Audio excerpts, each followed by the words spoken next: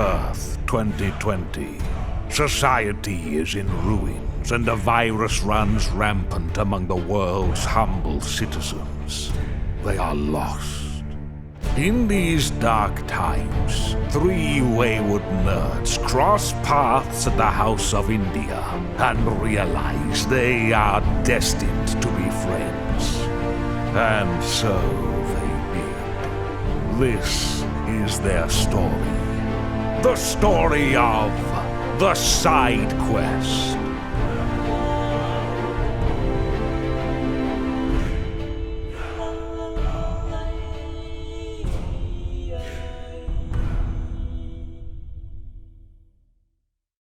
Yep. Welcome back to the Side Quest podcast. My name is BJ. I'm Luke. I'm Biggest Diggus. It's another guest episode. Matt couldn't be with us today. Sorry about that. Yeah, he's doing something. He's doing something, all right. Yep. Oh, psych, it's me! I can't believe you've befuddled us. Got some MF Doom masks. Had them for a bit, but get to show them off before I mount them to our wall. Hell yeah. We need to get that corner shelf so we can display some cool things. Some cool things. Speaking of cool things, I gotta check and see if someone's gonna be here in time. Ooh. That reminds me, I have to show you something after the podcast. It's been funny because BJ will be like, Carmen, come here. And then we'll go into his room and then they close the door. I'm like, scheming. No, I just have this really bad rash on my balls. I feel like Carmen's the only one that might know anything about it. That is a part of like being in like a really deep relationship that they tell you is you get to see like weird bodily functions. That is very true. At what point in a relationship, like, do you think it's okay for you to start like farting, burping, like being like just in general like your normal self? I feel like type shit? as soon as you see someone in pajamas that isn't wearing pajamas for comfort and like has actually woken up, then you can start like farting and shit around them. Okay.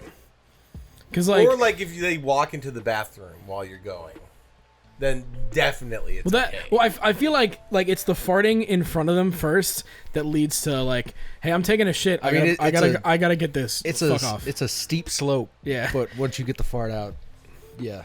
Once it's literally like skiing. Once you start, it's just fucking all downhill. Fair. Yeah. When did you fart in front of Carmen the first time? Like immediately. You just set the stage early. Yeah. But it's different. I also said that I loved her really early on, but it was more like she did something really funny and she kept on doing things that like, just Carmenisms that are just like crack me up. And I was like, God, I love you. Like it was more like I just think you're the funniest, weirdest person. I love that about you. And I said, I love you. And she was like, oh, wow. Thanks. And she was like thinking that I was like, I love you. But it was like, I just love how weird you are. Which is part of I love you, but it was more, it was like you're just ridiculous. And I think you it wasn't a declaration of love. It was just like, I like your vibe. Yeah, like I love you. And then she was like, so she's I have to go. So anyways, you're at home just like, yeah, it was a good. And it was like after like the second week, and she was really thrown off by it. I can just imagine like you're at home or you're at school, wherever you're just like, man, things with Carmen are going great. Flash forward to her, she's like, he said he loved me. 2 weeks in, he said he loved me. What the fuck do I do with that information? Yeah. She's like, are we going too fast? Am I doing it? Like she's freaking out, and you're over here just like. A new Carmenism just dropped actually. We were watching some movie. Oh, the woo woo. Yeah, he got the woo-woos. Oh, I was here for that. I was here for the woo-woo part. And she tried to claim that Kevin also was like, no, Kevin knows what I'm talking about. If you text him, and you say, what does it mean when they like flutter or whatever? Yeah. She goes, he'll say we get the woo-woos. To the point where Matt, you had to hide the phone because we're like, no, you can't. Yeah, she's gonna. Bro, and so we're at the rehearsal dinner. So Kevin got married. I went to his wedding. And at the rehearsal dinner, we were like we did the rehearsal and all that kind of stuff, and then we're at the at a bar afterwards, and she was like, I have to talk to Kevin about something, get his attention. And I was like, I knew exactly what I was like, after like 2 weeks you're really, she's like, yeah, I got it. I was like, oh no, it's over. And then she like grabbed him. She was like, what's woo-woos? And he was like, I don't know. And I was like, huh? And she like was like trying to pull it out of him. Yeah. And he was like, no, like you sometimes say like he's like got woof, like, you know, the woos for him, but never woo-woos. So she's over here trying to be like, no, woo-woo is something I've always said. And even Kevin's like, you've never said woo-woos. You may have said woo, but I've never heard woo-woos. Yeah. So. Watch, she's going to now make that a habit now where she's going to say woo-woo just like every day for the rest of your life. Yeah, because now she has to prove herself, right? Yeah. She does do that. she makes a new habit out of spite. Just a new Carmenism out of spite. There was a time where like her and Kevin really got into it because she was like talking about how it's not fun to like totally destroy in Mario Party, and Kevin was like, no, that makes sense. She's like, no, like I want it to be not a close game. And I was like, that's not, it's only because you always lose to Kevin, who wins by a bunch of points, that you like it when it's a close game because you almost beat him. Mm-hmm. And then one time I was like, I had my phone out and I was recording because this fight had been going on for like a month, and I was like, oh, Carmen, you're really beating him. Like, isn't that like great? Like that you're winning by so much. She's like, yeah, it's awesome. And then she just like had like her face just went to like, no. And I was like, I got you. I used to love it when they fought. Gotcha, bitch. I would be like laying in my bed playing a game or something, and I'd hear some voices get elevated. I'd run out to the living room just to listen. It was a lot of fun hearing them fight. It was funny too when we recorded out there, where you hear like the whispered fights because they're still playing Mario Party, but now it's like they're trying to be like silent for us. But like I'll be sitting here like staring at Matt's telling a story, and I just hear like off the side just like, Kevin, and it's like very silent, and you can hear Kevin just kind of like, or like you hear like a, yeah, just like like they can't yell, they can't. I'm like, or Carmen, she'd like get up and we'd be sitting and she'd get up and like storm into the kitchen. I swear, like I was like, they're gonna start throwing Joy-Cons. That's gonna be like the last thing. They would throw yell things at each other, and then like one time it went too far where Kevin like threw a ball for Lance and it just hit her straight in the face, and Carmen never let him live that down. She's like, remember when? And then she would just throw things at him to be like, well, you can't get mad because you hit me really throwing hard. that one thing at me accidentally one time gives me an infinite pass of throwing things at you in spite. But it was a good wedding. It was busy. We didn't feel like we had a lot of downtime, which is, you know, it's a wedding. It wasn't like a vacation. Yeah. But it still was fun. We had a good time with Tyler. Did you see any of my Instagram stories? I saw the one where it was like the different like the kid, like Kevin and Lou, like the bend down kiss part. That's about all I saw. Oh, okay. You didn't see the scene from Dirty Dancing that Tyler and I did? No, I did not. Oh, that sucks. I have the video. We pulled it off pretty well. I was pretty impressed. That was the other highlight song of the night, which I didn't expect was going to be my favorite song, was "Girlfriend" by Avril Lavigne. Hey, that's a bop. All right? Avril Lavigne is a queen. I was like, I pulled out my bun. I was like, hey. You might care. I don't know how much you like pop punk stuff, but All Time Low and Avril Lavigne have a song out together, and it's kind of sick. I'm not gonna lie. Shit. I was well, like, I shit was played kinda Avril fire. Lavigne because that was like Kevin's teenage, like one of his crushes, and I was like, I'm just gonna throw that in, and it's a bop. Yeah. And I don't care who was you good. are. You could be gay, straight, pan, polyamorous, whatever. pan. Girlfriends comes on, you're gonna belt that shit out. I mean, it's the Yelling same it. for Britney Spears' Toxic. 100%. Like that's just, you're not human if you're not gonna belt out that shit. That shit is some of the catchiest music you've ever Also, heard. I was pretty proud of because I had to mix in some, you know, Latin music. Well, Latin and, you know, South American music, and dude, I had some direction from Lou as to some songs, but like a couple of them, like I already knew, like "Livin' La Vida Loca." Come on. I only know that from Shrek. That's all you need, brother. Yeah, that's fair. Yeah, the soundtrack of both Shrek 1 Both and 2. Shrek 1 and 2 soundtracks could just be, that's all the music you need in life. And and I got some own songs from just my knowledge of some Latin music because I think I'm Be careful with what you say. because I love Latin culture. And There you go. I think and so it was a great night. There was, because it was a smaller wedding and a large amount of it was like family friends. And I mean, there was quite a bit of Kevin's friends, but I feel like they were all connected to like the wedding party of the young people. Mm-hmm. And we were really the only people dancing, which was fine, but there was like at most like 10 people on the dance floor. that was my favorite part of Millie's wedding, was at the end when we all started dancing and all the old people just kind of circled around us. Yeah. And then after that, we were like, I gave my best man speech. Carmen showed BJ. It was very good. Some good shit. I was quite nervous because it's weird. Like, not to put like Kevin on blast or anything, but like it's weird that I never had met really any of his family. And then having to give a speech to these people, it felt like they don't know who I am. Like, what jokes? It's not gonna mean anything. Yeah, to what jokes am I allowed to say? Like, how much can I bag on him? Like, I'm glad it wasn't me. I mean, I never would have been in this position because it's Kevin. But if his family is anything like him, I would have started telling a joke and they would have chuckled, and then I would have taken the joke too far, yeah. and they all would have been like, "No." I mean, this is a good story even for the podcast, but I told, because you have to tell a couple jokes and like one funny story. And I told the story because like Kevin loves adventure and he can't be cooped up, and that during COVID he would just like at 1 to 3 in the morning he would go behind the Kroger at our old apartment, which was like 3 minutes walking distance from our house.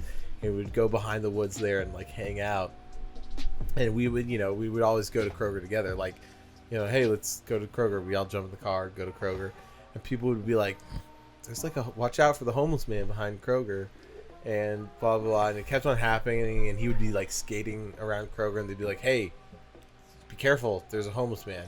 And Kevin was like, what homeless man? That's weird. Like, I'm out here every night. If there was a homeless man here, I would, I'm the homeless man behind. My dad has worked at that Kroger since it opened. Really? And I remember hearing stories of, there's a homeless guy behind the store. They're trying to like get him out of there, but they can't really find him all the time.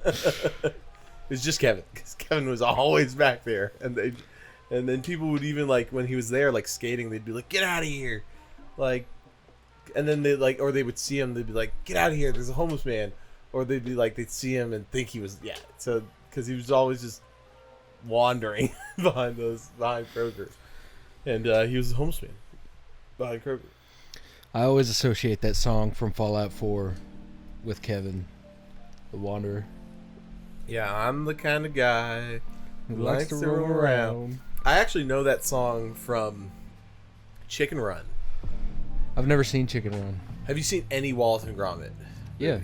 I've seen a couple of the episodes because we watched them in art class. Yeah, and then, I remember art class in Hillsborough. They Miss would be. I grew up on the Wallace and Muppets. I actually think you would love the Muppets, because Muppets is like, so like movies. There's really good like family movies are good when they're have 2 levels of humor, like one for kids and then one for adults. Mm-hmm. Incredibles does it really well. There's a lot of sexual humor in Incredibles. It's very true. It's really good. You watch it the first time it came out, and I watched it again as an adult, and I was like, they're talking about sex all the time.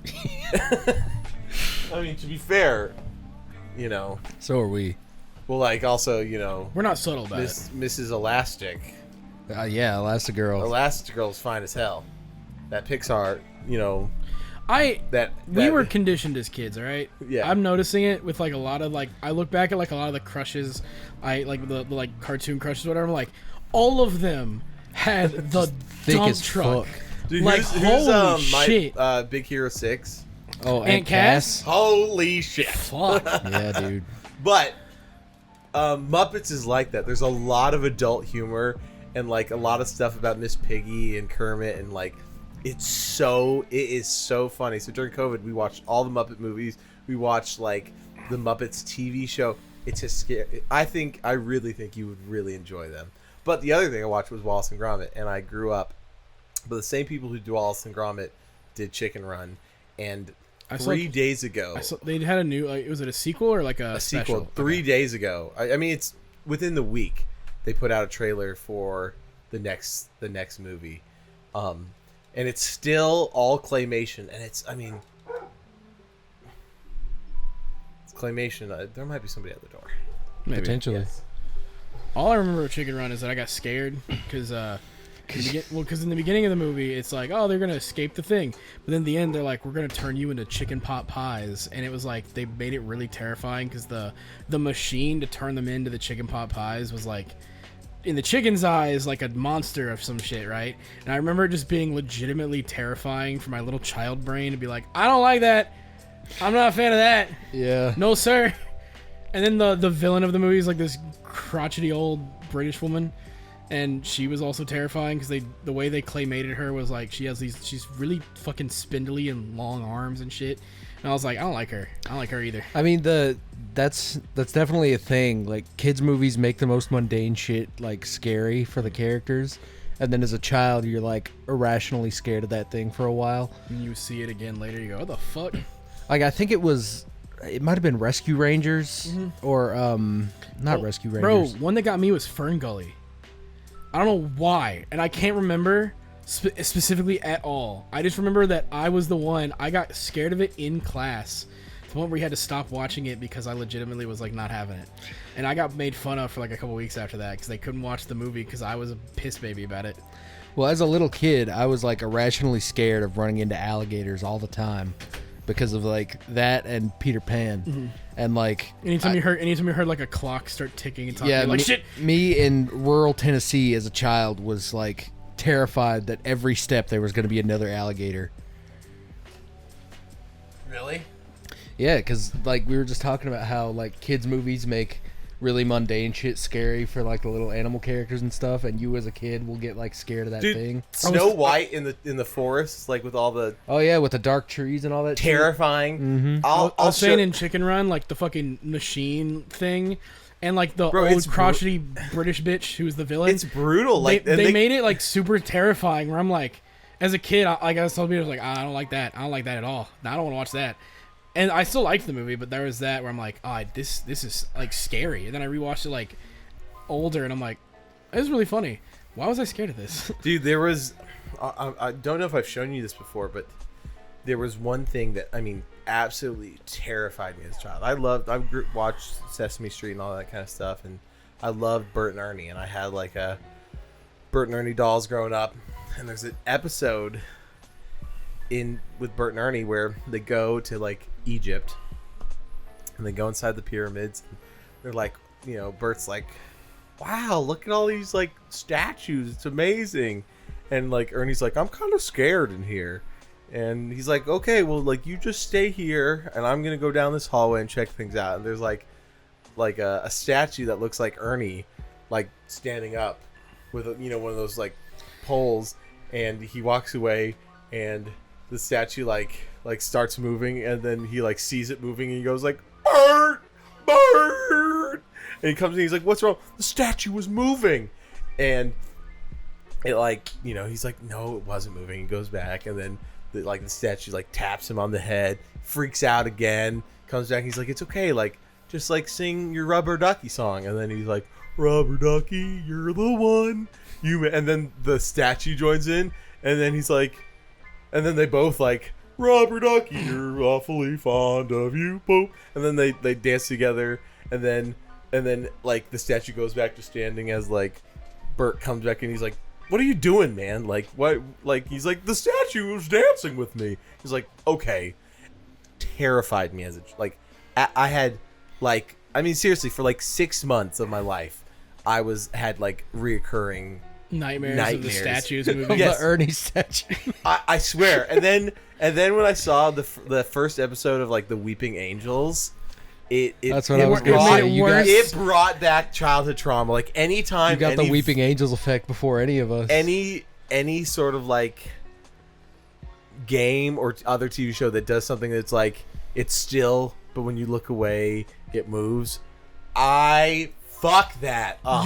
Did you ever hate that when in Mario when you look at the boos and they're like, oh, then you turn around, then they go, and they start chasing you. It's different in Mario because it's third person and you can always see the boos. Yeah, you That's can fair, see that's them. fair. But like, If it was a first person Mario game, fuck that.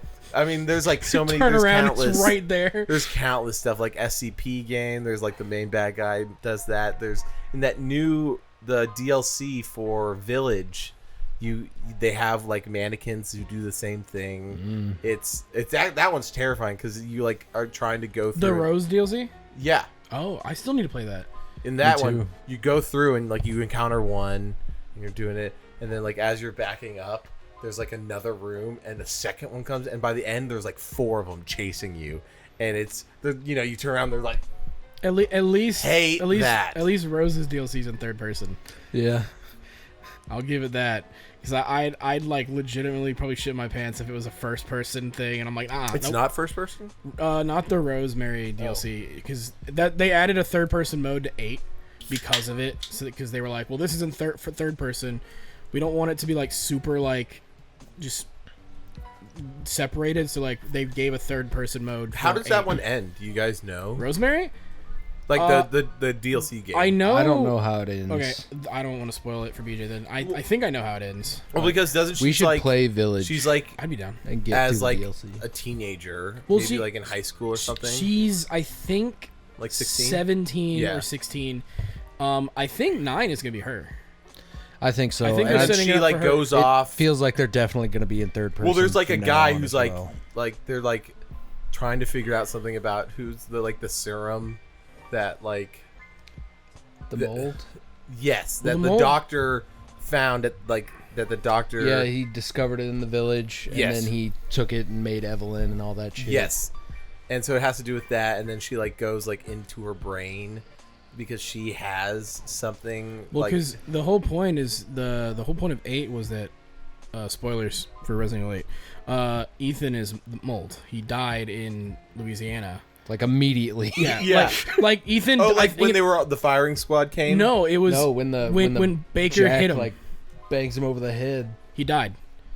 And the mold, like, was it mold like got into him, or like how does it? I did they give think him it his- was the mold like took his body, and then since it was so recent from him dying, it like adopted his consciousness.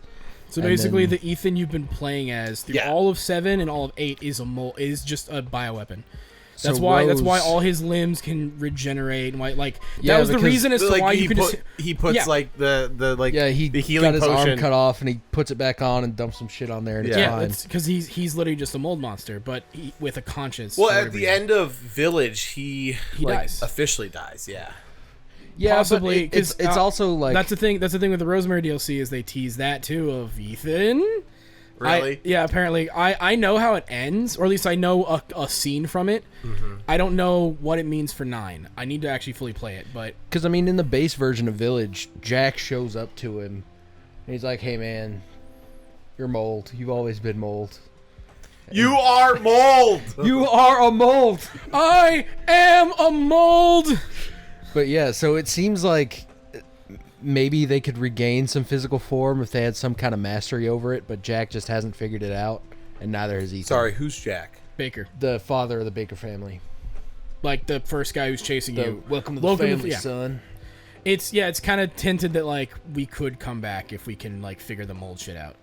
Whoa. Because it's almost like a Venom hive mind consciousness thing of like they could just kind of move from as where the mold is they can be kind of thing. And the mold it has nothing really to do It's- with the T virus. Well, it's supernatural in origin, apparently. We don't know how, because they don't really... Well, because Village is like some guy started finding this like combined one was- thing with another thing. It was Mother Miranda found Yes. the mold, and then the founder of Umbrella Yes. visited the village, and he was like, "Oh, that's cool. I'm gonna make a T-virus that's based on this." Yeah, okay, And yes, that's okay. where Evelyn came from, the girl from 7. yes. Which that speaking of your thing that So where they show Lance up. is it might be back. Hold on. I was gonna say, speaking of Matt's fear of things moving and It's, then appearing the randomly, internet, people. is the fucking grandma in 7. Oh yeah, that That bitch is shit scary. was honestly. That's the most terrifying thing because I would just walk around a corner and there she is just standing there, all geriatric like staring and shit. at you, like Yeah, no, and her eyes followed you. Like, you'd, like, move around, and it's like the eyes are just going, oh, and I'm like, I fucking hate that, dude. Shit is really creepy. That was, like, Miss Baker, I don't know the wife's name.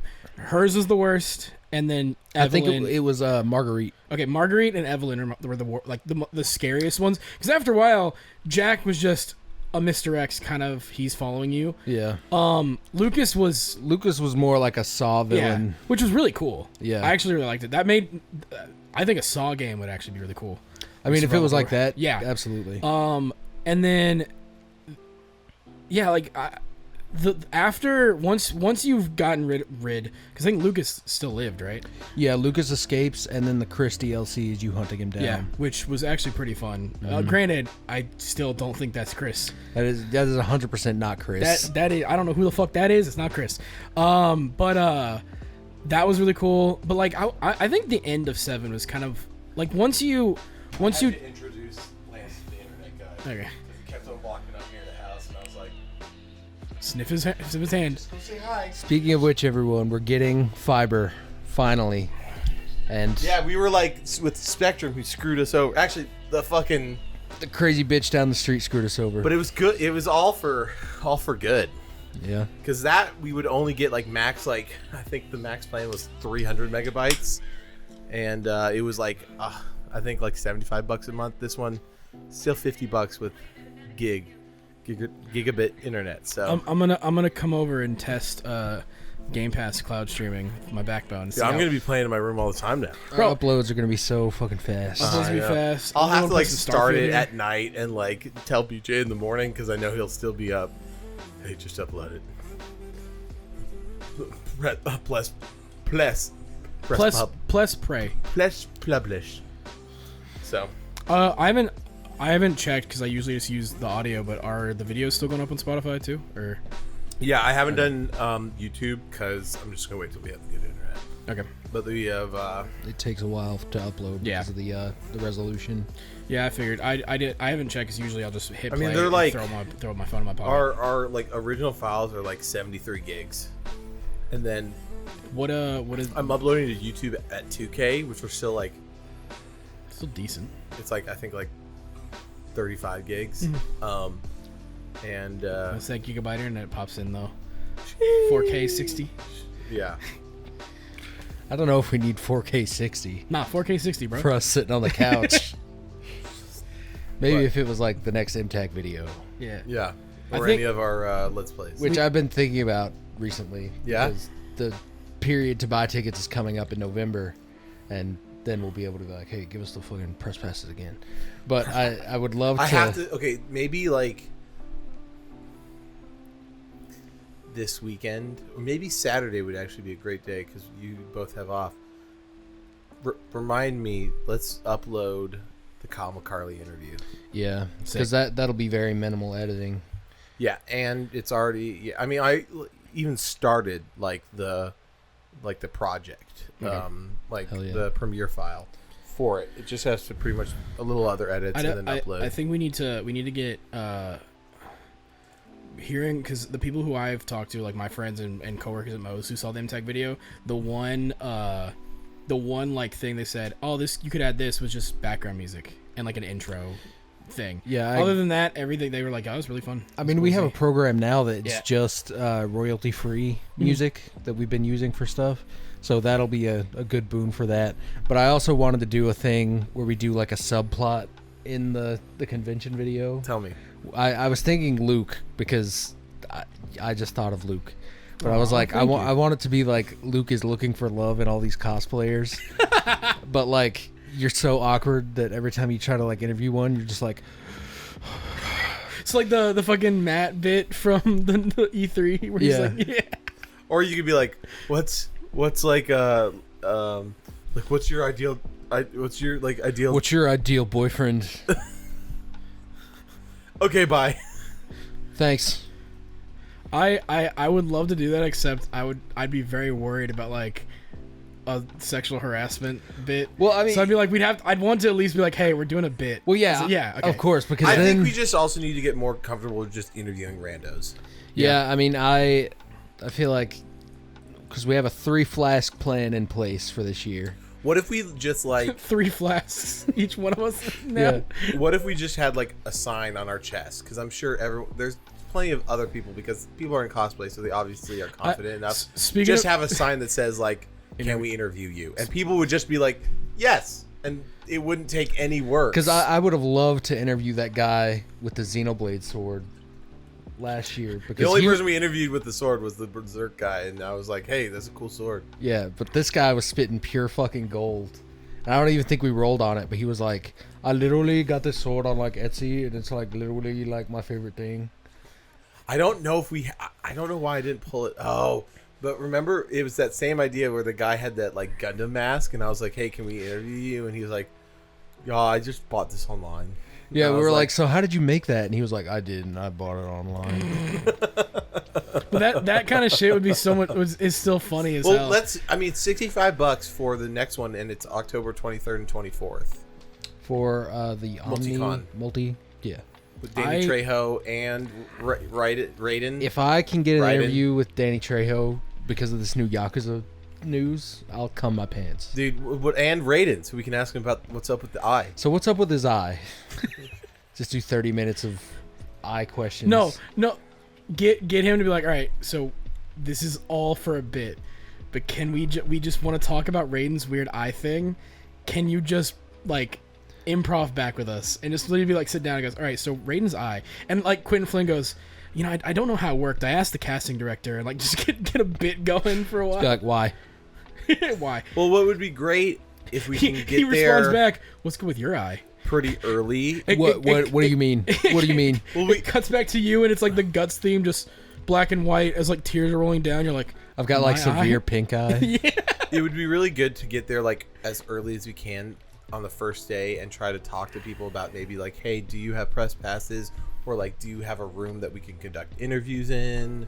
Like, just ask some questions, get in like with some of the staff, get to know whoever like is like a, you know. You said October 20 something. I That's said 23, 24, but it's 3 days. that one might be harder for me to ask off for. Okay. But I can try. 'Cause he already gave me shit for asking off for this birthday. I want you to save her 2 twisted teas. Okay. Does she know a flavor? He usually likes half and half, She right? usually goes half and half. Or regular, but I don't think there is regular. Oh, there is. Yeah, it's There's regular, the half and bottom. half, raspberry, and peach. Are you done with yours? I still got some going. I can take another though. Okay. Just for future. I'm super down to I go wonder to if MultiCon if I can go. The ticket purchase. I will say if you can, if I don't get to go, I need to hear all the shit. If you guys get to talk to Danny Trejo, Yeah. I'm gonna do my damnedest to go though, because I want to. October 27th through 29th. Okay. 27, 28, 29. Would we do 2 days, or we just do like we did last time, or we would go all 3? Friday, Sunday sounds. Why not? It's in like near Mount Juliet. Yeah. Would we do like a Airbnb or like a motel, or I guess if you got a hotel around there? Yeah, we could do that. I mean, it's I'd be willing maybe if we did it like Friday, Saturday, like Friday night to Saturday night, just get one night, and then we'll see how we we things feel. looking about Sunday. And if not, it's still 45-minute drive. You know, we could meet in the parking lot of. Like a fucking Waffle House or some shit. Or like near Moe's, Yeah. or not Moe's. It's nowhere near Franklin. I you think. can just stay here the weekend. yeah. No, I Little mean, if thing, I did it, I mattress. would just stay here. Yeah. Oh, then we would all just carpool. Yeah. At that point,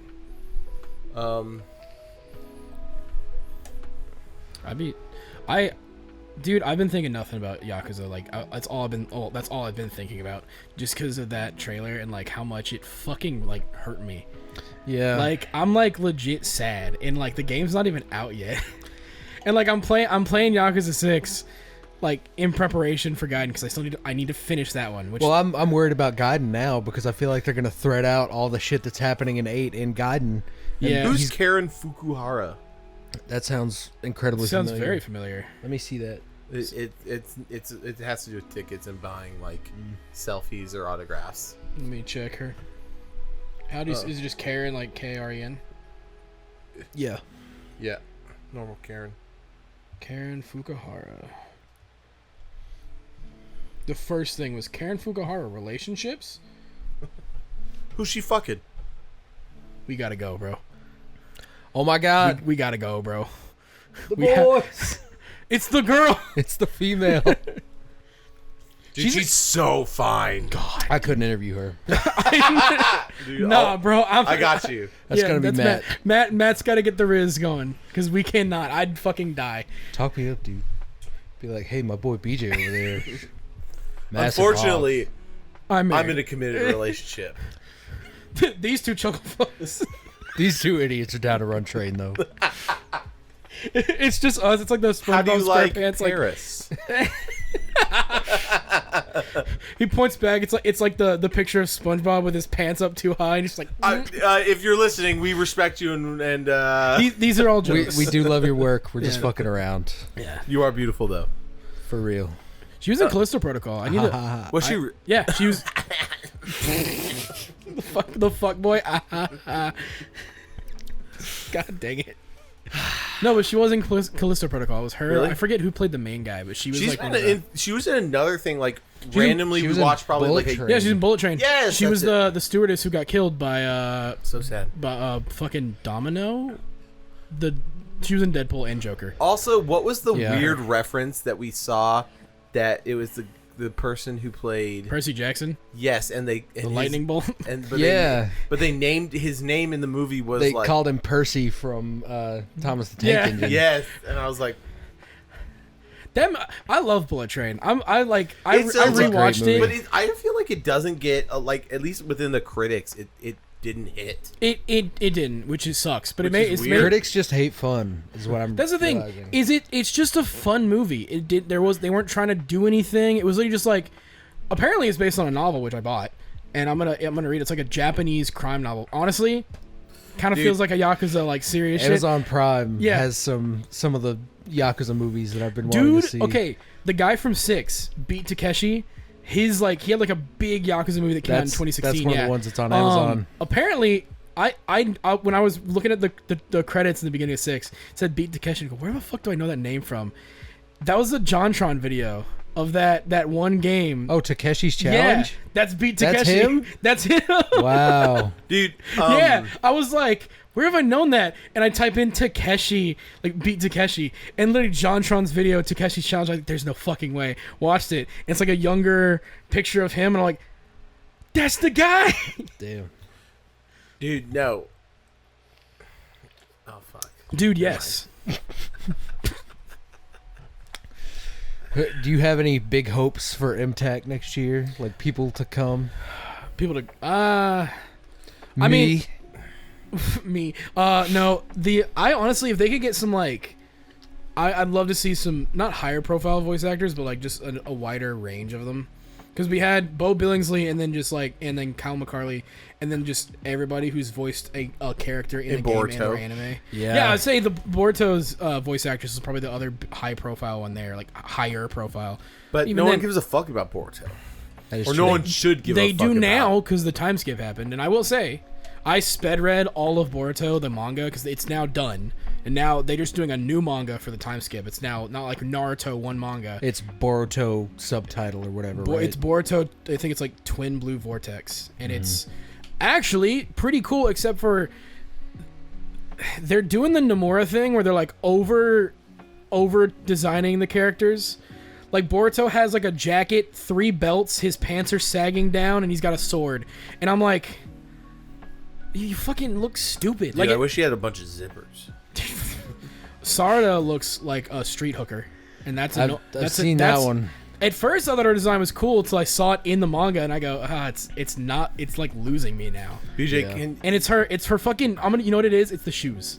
She's got like the standard like high-heeled ninja shoes that every woman has in that fucking manga, but there's like a weird like bunch, like it's like the pants bunched up at the ankles, but they're boots, and I'm like, have you read the today's chapter of Chainsaw Man? yeah, katana. Can we talk about this? Because Okay, you have not read any of part 2, right? No. Are you gonna wait for physical to come out? Or? Yeah. Okay, so by the way, volume 12 drops in October. I know. So that's when it's gonna finally come out, which I'm getting it for sure. I know BJ's probably gonna get it. and then I'll just borrow it from Yeah. you. But we're now at a point that the Chainsaw Man Church has been freaking out, and this is the first time. Chainsaw Man Church? Yes. People worshiping him? Yeah, but it's They're not worshiping like the true idea of him. Chainsaw Yeah. Man.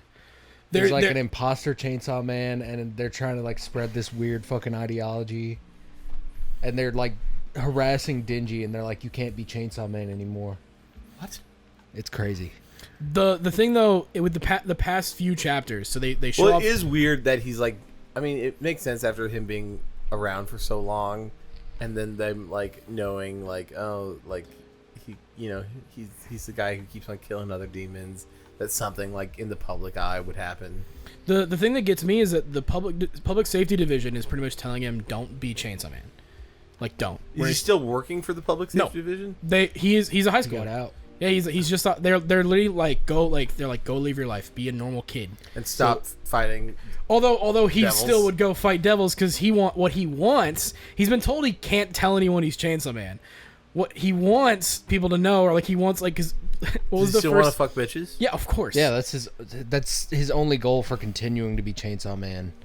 Well, now like it's funny because he's still dingy, but they're ironically this is like the most like mature he's been in the whole story, even with the crazy shit he's still doing. But it's like he literally like looked at Nayuta and was like, am I good? Like, am I happy? And you know, Nayuta being the chaos gremlin she is, she goes, yeah, of course you're happy. You've got a cute little sister like me. What else could you need? And it was like crazy, but it was also kind of sweet because it's like those two and then all the dogs they own just around them. So but like, what happened with Katana Man? So the church is like, About let's to get a bunch of guns and go out and kill a whole bunch of people. What? they're basically gonna pull a huge terrorism attack. To like summon Denji? Fucking, I don't know. To do something, and then public safety shows up. John Yu shows up. John Yu is The one-eyed assassin. Quan Chi. Quan Chi, that's Quan what Chi. it is. The bitch with the lesbian hair. yeah. I know exactly. Okay, what Quan Chi is. Yeah, Yeah. she shows up and she starts killing the church members. And then Swordman is like trying to... He's part of the church, yeah. So he Katana Man? No, Swordman. Swordman. He was like So a background Sword, character. yeah. He was one of the other devils that, or the hybrids that Makima had in that. Like, if you go look at all the hybrids, I always had Rize, Quan Chi, Katana Man, I don't know his name, and like other ones, and he was Swordman, who just had this black hair, hoodie, and he shows up. Swords in his hands Yeah, and a... but like Claymore type Like swords, like a a European broadsword, sword. not a katana, right? And so that was him, and he shows up chapters earlier to be like, "What's up, Denji? You saved my life from Makima. I respect that. You should join the Church of Chainsaw Man and just be who you want to be. Like fuck public safety. Just be Chainsaw Man." And what was the way the way he got Denji to be okay with it was he's like, "Hey man, like you could have whatever you want." He's like, "I don't care." He's like, fine, if you don't want to like have sex with all these women, then you just stay here. And then he like goes around the corner down to this staircase, and Denji's already in there. And he's like, I've been thinking a lot about what you said.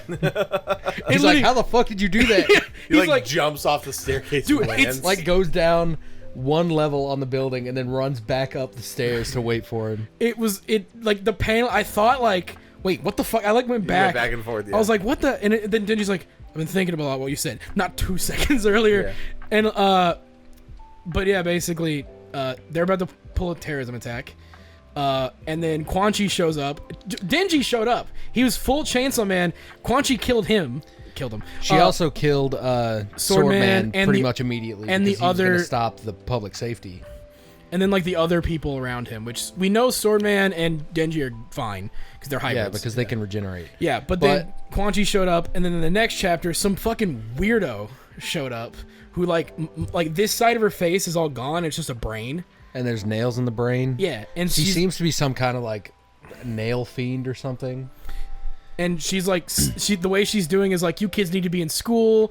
Instead of guns in your hands, you need mechanical pencils and shit like that. And she's part of public safety? Yeah, you can always tell who's in public safety if they're wearing a suit. Yes. And the one that got me was she's like purposely not killing any of these kids. Like the nails like hit their shirts and put them in the like against the wall. Yeah. And this one kid goes, yeah, sure, and just fucking murders him, saying like, speak respectfully and like all this shit. I was like, So Jesus what Christ. about Katana Man? He just showed up at the last Katana panel. Man shows up, and he says he's with public safety now. Whoa! Yeah. So I guarantee you, public safety was like, let's get all the hybrids. Yeah. And- I mean, after the shit that went down. Well, when you can have people who can just not die. You know what I mean? Like that's the thing. So it almost for sure is I like mean, it makes sense with like instead of like having all these poor like teenagers like or young adults. Yeah, Like, fucking make- Kobeni, who just needs like a a low-end job to pay for her sister's college. And then they take out these horrible contracts with devils that like cost them limbs and shit. The thing that gets me is it's so terrible. They're building to something. You can use the sword, but every time you do it, you'll be closer to death. They're building to something, and I know it's gonna be Rize, but part of me is like, is Aki gonna show up as the gun hybrid? That's what I want more than anything. But right now, I'm just like, where the fuck has Asa been? Well, she's apparently been, because isn't she part of the Church of Chainsaw Man, technically? She's like one of their heroes now. Yeah, because she's been the one killing a bunch of demons in Chainsaw Man's name. And so, yeah, she's been absent for, like, a whole arc now. Because this arc has been all about Denji. And I'm like, I'm not gonna lie, I kind of miss the low-key rom-com elements of Asa and Denji. Because those two together is such a good dynamic. I know if Rize comes back, I'm gonna be super cool with her being back, but at the same time, I don't know, man. Asa and Denji just need happiness, and I think they could find it with each other. Yeah, absolutely. I would love to see Asa versus Rize. I hope that's what it's building That to. would be a really cool fight. And knowing it's Asa being like the fucking tsundere, just like, no, he's gross and stupid, I hate him. And like in reality, it's like, I mean, he was kind of sweet to me once. He was nicer to me than my parents were. Yoru's in her mind just being like, oh my fucking gosh. But yeah, it's going places. Now we have to wait 2 weeks though for the next chapter, which I'm kind of cool with this. Like, he's doing like 3 chapter batches and then a 2-week break in October. Then, yeah. No, was it September 25th? Yesterday, didn't the next Berserk episode come out or chapter come out? I don't know. It's either that or October 12th. Are you caught up yet? I read a bunch, probably like 30 chapters over the weekend, just in the airport. That's some weak shit, bro. Bro, I'm Gotta actually catch really back. proud of myself. Oh no, yeah, no, I'm kidding, but bro, I've been back on the grind reading shit. I'm fully caught up in Jujutsu Kaisen, and boy, am I pissed. And Sakamoto Days, I'm almost caught up with, which I didn't know there was a lot of Sakamoto Days. There's like 100 plus chapters in that shit. While BJ's looking at it, let's talk a little Starfield. It's a big game that's out. How are you liking it so far? Have you taken a break from it? I'm taking a break now just because to get into Cyberpunk and Yakuza and Baldur's Gate. Okay. I'm mainly playing Baldur's Gate. Baldur's Gate is the side game. So I just finished. I haven't wed Andreja, but I just professed my love to her. I'm glad you're going for the right choice, because Andreja is clearly the correct choice. It feels like, what's the other girl's? Sarah. It feels like Sarah is like 40 years old. I mean, that's cool with me. I know, but doesn't she seem like a lot older? She seems older than I think she is, but yeah. Yeah. Andreja, though, the second I met her, I was like, her, immediately. So, spoilers, so I got to the part where she confronts, like, have you gone I've done all her, I'm married to her. Yeah. Committed. So I did the part where she, like, confronts the guy who's been, like, feeding information to the heretics. This is a new chapter. Give me a second. Are you reading it? Yes. Fuck. Dude, yeah, it came out, I think, yesterday, September 25th. Hell yeah. It's back on, like, a 2-week. Really? 2 weeks? It's back. Holy shit. It's back. Like, that's the thing. Like, everyone was waiting because September 25th, it's back. It's like Berserk is actually in circulation again, not just Oh on my hiatus. God. Yes. Nice. Yeah, it's, like, started up again. I wonder if that means if they're, like, back, I wonder if they're going to be like, all right, let's keep a or it steady, might be consistent- monthly. Who knows? But it's like, it's back. Even still, if it's a consistent output. Yeah. That's So, I did that, and at the end, like, she was like, what do I do? And I've been telling you how hard it has been to, like, not kill people. Like how, because, like, I'm so fucking spiteful. If, like, somebody's, like, rude to me, I just want to, like, clock them in the head. And that's how I want to play. And so I can't do that with Andreja as a companion because they'll fucking leave. But there's this moment. Will. Every single one of the Constellation are goody two shoes assholes. Yeah, except Vasco. Vasco will absolutely. Of course, he's a robot. Yeah, but Vasco's your boy. Where he'll make comments like, "I should probably be upset by this, but I'm not." I'm like, "Let's fucking go." So there's a part though where she was like, "I want to kill him," and I was like, "I want to kill him too," and I was like, "There might be some repercussions if I don't." Or if I kill him, and then so I chose like he's not worth it. Pretty much like he's not worth it. Fucking like. And I didn't do that. I was like, I'll kill him. and I immediately popped him down in one. And she was like, I should have killed him. And I was like, I gave the response that it was weird because like all the other responses didn't elicit like something, and the one I chose was like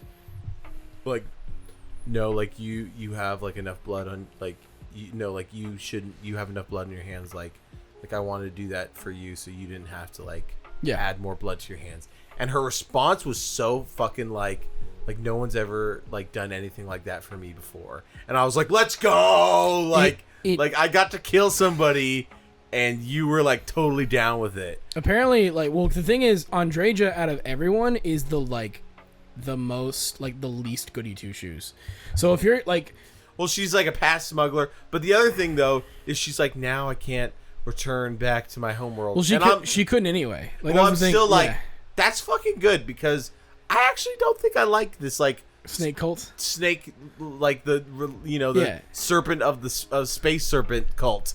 I'm not down with it. You can't. I will say you can't get her to leave it. She's still. I know, but I'm like I'm not down with it. So it's like I'm actually okay that you can't go back now. Yeah. Like you have me. I thought about it. Super manipulative. If I've low key thought if I ever do like another playthrough, I'm gonna pick House Varun as one of the traits, just so to see like how does that change how me and Andreja like talk. And see if it like changes. I wonder if there'll be mods to add like other romanceable characters. Oh, 100%. There's mods like that in Skyrim, like new companions, fully voiced, all that kind of shit. There's 100% gonna do it. Yes, that would be great. Like some Crimson Fleet, just me and like Bonnie and Clyde. Like we'll like burn the world together. Fuck everybody. The last thing that I did before I decided to take a break was how far are you in the story, like the main story? I got my first ability. Okay, so you're not that far. Okay. Really? Yeah, no, I've met like the aliens? No, not aliens.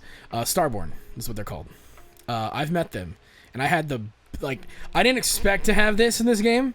I had the biggest like what the fuck moment when I met the emissary and the hunter. Which, by the way, you can okay. Yeah, I did. Okay, let me tell you a little interaction I had. Did you meet the hunter? I met some. I flew into a yeah. Jump drived to somewhere, and there was something. Then they were like, "It's good to see that you're doing well. Like, I really hope that everything turns out well for you. I'm really like rooting for you." And I was like, "What the fuck?" And she's like, "Best of luck. Stay safe." And I was like, that's fucking weird. And then she just teleported out of there, and I was like, what the fuck was that? They're who, by the way, well, here's the other thing that's spoiled for me is I know about New Game Plus. Well, it's different. It's multiverse shit. Yeah. The one New Game Plus that I saw that was fucking amazing was the plant. Well, Sarah Morgan as plant. But Cora, Sam's daughter, is an adult and runs a whole like bounty hunter thing, and she like is pissed at you. I saw come back in. I saw a New Game Plus where she goes to Constellation, and Andreja is there with all of her House Varun. Yeah, and she fucking tries to kill you. Yeah, so you have to kill her. Yeah, I know. The New Game Plus is fucking wild. That is a great idea though to just make it. What do you think? That was a really good chapter. Fuck. That was really good. I couldn't. So when I was in the airport, that's when I was reading it, just waiting for flights and stuff. So I had like, combined like 4 hours of just waiting. And Carmen, she was like, okay, now you're reading and I know where you are. I'm going to read up to you. But the problem is Millie was right there and I couldn't. So that's why you would get text. Because I was like, I couldn't just look right across to Millie, who was like, it was like me and then like Will and then Millie, and I couldn't be like, what the fuck is that? Look at so fucking good. There's I can't remember exactly where it is, but in an earlier episode, I know who the Moonchild is, by the way. Okay, so I don't. Well, I only know because there's that weird little kid that shows up. Like, honestly, I didn't realize that I recognized him because I saw where Carmen was, and I was like, who's that kid? You must be way ahead of me. And it was like around like chapter 240. There's that weird little kid. Yeah, after they fight the alligators. Yeah. This chapter, I said in an earlier episode, I was like, Well, there's all this stuff happening with Rickert now, and I don't know how long it's going to take for them to resolve that. This chapter deals with that Rickert shit. Bro, Rickert's in trouble? Rickert's not... It doesn't seem like he's in trouble. I mean, he was when I was talking about him last, but it seems like Rickert's like the opposing mastermind. The old man's dead, now. right? The swordsmith? Yeah. Yes. Yeah, he's dead. But But Rickert... Rickert, didn't he just stay with his sister at the cave area? It was the blacksmith's daughter. A blacksmith's daughter. She and Rickert have like a thing. Yeah. But Rickert was also training under the blacksmith. And now Rickert has like seemingly surpassed him in his ingenuity. Dude, does he get a new sword? Rickert, he hasn't met up with Guts since... Dude, he's getting a new sword. Potentially. 100%. But it's honestly, I've been scared about, like, Guts is going to break this sword. He's going to, or he's just going to move beyond it. That he's like, this shit's too light. I don't know now, because there's a lot of stuff with the sword recently where it's like, maybe the sword is like magic now because of Guts and what he's done with it. But the whole thing was like Rickert has made all this shit and they're like, oh, this guy's amazing. We need to take him to the Hawk. So they take him to Griffith. And I won't tell you much more than that. That's so fucked. Yeah, but Rickert has been in some trouble recently, and the only thing that saved him is his ingenuity and basically forming an alliance with the Kushan. Dang. I don't know how I feel about the Kushan. So there are some of them that are just dog shit assholes, and then there are some that are like, I'm kind of coming around to. Like that one assassin guy that he fights in the tournament in Golden Age. Yes. He comes back in a big way. And it's like he is very distrustful naturally, so that makes him a good foe for Griffith. So, yeah, very good chapter. I cannot wait to see where this goes. Things are moving way faster than I expected. I'm like, he's got to start killing some of Griffith's his generals or apostle generals or whatever. His top guys. There's the dragon guy. Honestly, I think the coolest one though is the bow guy. Who literally turns into like the horns, like a biped wolf or whatever. Well, where like his body is in the back, but in the front is like horns of like antlers of another thing. Yeah, and I was like, that's fucking so dope to have this like archer with like the craziest bow you've ever seen. I have a theory. There's also the Moonlight Knight. Oh yeah, a couple other good generals. I have a theory currently that Zod is gonna flip flop on Griffith, because Zod's whole thing is conquering, beating people that are better than him. He lives for that shit, and in this world that Griffith is trying to make, there's gonna be none of that. And he's trying to make like a perfect world where he's in charge and essentially like a utopia. Mm-hmm. But with Zod not having conflict in his life, I don't think he's going to be down with that. I think Zod's going to be like, you're not doing what's best for the demon half of your population. I guess we'll see. Well, I'm glad you really liked that chapter. That's dope. Yeah, that was... who's the new guy now? It's just his like team of... But isn't like the guy who, isn't there one isn't it who's drawing it one guy, or is it a team still? No, it's still his team. It was all his apprentices. Okay. They're all like doing it as a collaborative effort. That's dope. From what I know. Honestly, as much as like I would say, it's sad that it's not Kentaro. Think about being on this team and how fucking dope it would be to be like in a room with your boys and you're like, okay, what about this? What about somebody says an idea and you're like, that's so good. Okay, like how do we like they're scheming. Yeah. That's all they're doing is scheming and drawing and scheming, and that would be so much fun. He left them and they're like a storyboarding. skeleton. They're like, dude, then what if this happens? They're like, oh, that's such a good twist. Because that's the thing is with the chapter since he's died, the art has been fucking elevated. But the one before this, because he's got a team of people like doing it. It's not just him. Yeah, but the art in the one before this was the one after he died, and there wasn't much dialogue whatsoever. So I was worried that they're just gonna focus on art and not the actual writing anymore. But this chapter is very text heavy, and it feels just like they're trying to set up for some shit. Yeah, I mean it's a very big setup for, I think, what's going to be Griffith's potential downfall. If he dies, I will be so fucking devastated. But I don't see it happening any other way. There's no way Guts can... At least Griffith and Guts can die at the same time. I'm fine with that. But if Guts dies and somebody else kills Griffith, I'll be extremely pissed off. For sure. For sure. I just... If anybody deserves a happy ending in all of manga... It's fucking Guts. It is Guts. And I know that it's like... It's fucking Night City out there. It's one of those things. Yeah, when you look at Guts' story and like the world they live in. Yeah, it's Night City. Nobody ever gets a happy ending. It's not like honestly. The thing is, my heart's desire though is just that he just gets to fucking live in a little village and be old and achy, and. I mean, he's already young and achy, so I think the old and achy is gonna happen regardless.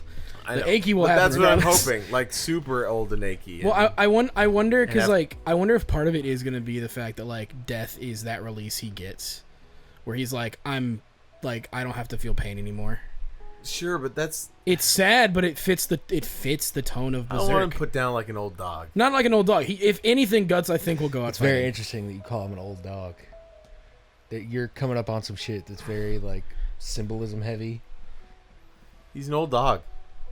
I wonder if it's gonna be the thing of like he loses everything, but then goes down fighting. I mean, to be fair, he's like lived dog years, like being. I mean, his hair's already graying. Getting 3 hour, never sleeping, like his life is just, like I just go to work every day, but his is just like he's fighting.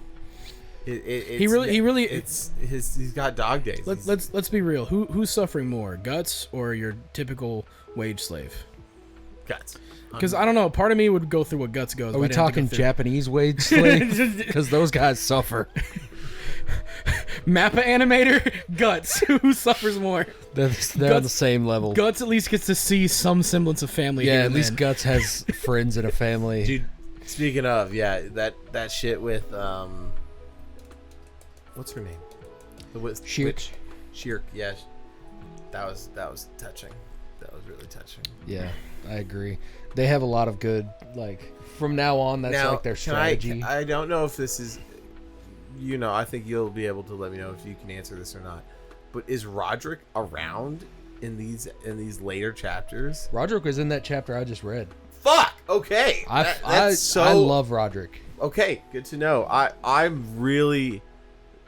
it's I'll form my own opinion, and I'll probably end up where you are, but right now I do not trust him. Oh, I didn't at first either. I was like, he's just a fucking scumbag that's just trying to like fuck Farnese for some reason. But he really rounds out. I don't know. That possession was kind of hot. Yeah. But he basically fills a role in the team that you don't think that they need, but he's an incredible strategist. Like once you see like the seahorse, his ship, and how everybody that sees him is like, we need to stay the fuck away from that guy. He's the terror of the seven seas. Like, he's awesome. Okay, good to know. And he's very emotionally connected. Like, he knows Farnese. Okay, well, what about this? Is Farnese's brother around? Serpico? No. So where I'm at, they go back to Lady Farnese's home, and then they get the whole ballroom gets attacked by the Kushan, and they escape with Farnese's actual brother, right? And because he's friends with Roderick, and they're the ones who are scheming to be like, you should marry my sister. He has basically the same hair as Farnese, right? Where it's like a long mop, but it curls in at the end. And he's a pussy. Yeah, he does stick around. What? And he's basically there for comedic relief after that. But that's what the little boy's for. Yeah, but there's a lot What's his name? Isidro?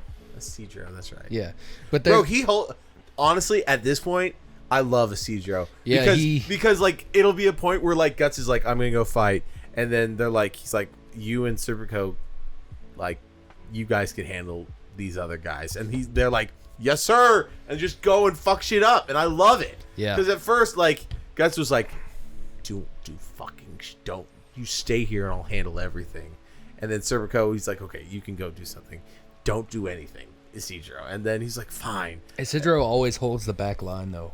And then like Isidro like did some dope shit when those like giant elephant like whales come in. And he throws like his little exploding star, and he's sticking close to the ground. Mm-hmm. Dude, Isidro is awesome. I love. He's this, basically a Dark Souls character because his whole strategy is roll, strike, roll. Yeah, it's and then at Farnese, it was actually really dope because Shirk was like, when they were in the vault, like the hall with all of the like, you know, royals and dukes and stuff with Farnese's family, she pulled out this like vine rope and then did some shit, and then she gave it to Farnese, and she's like where you are, like magically, you should be able to handle this. I was like, finally, she's useful. Let's go. In this next arc that you're about to come into, she grows exponentially. I love that magical ability. They need it. They need all the fucking witches they can get. She gets to the point where she can do some of the stuff that Shirk can do, like summoning elementals, or she does the mana ward spell, yeah, which is like the bubble dome thing, and that's a really cool moment. But the whole thing with Roderick is like, you think he's a scumbag at first. You think, oh, he's just trying to like marry into nobility or whatever.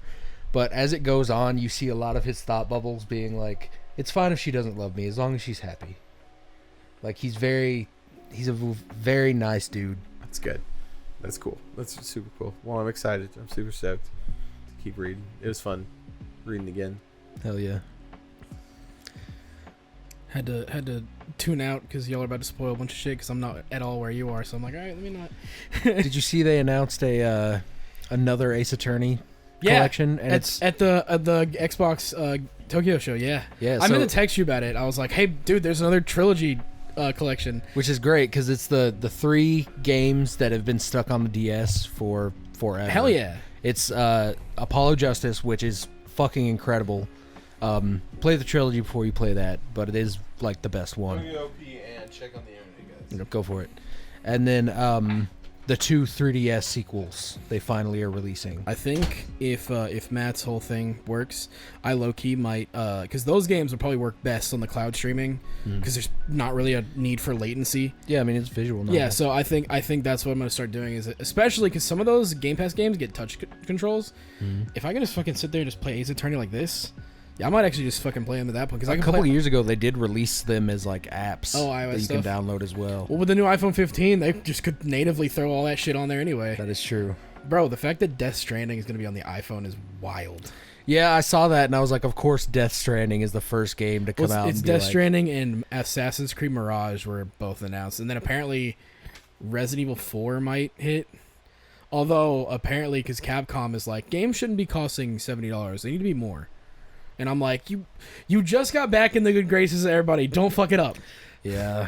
So we'll see where that goes. But that Tokyo Game Show was actually kind of cool, especially when they Octopath Traveler 2's hitting Game Pass, which is really good. If you have not played that game, fucking go play it. It's actually really solid.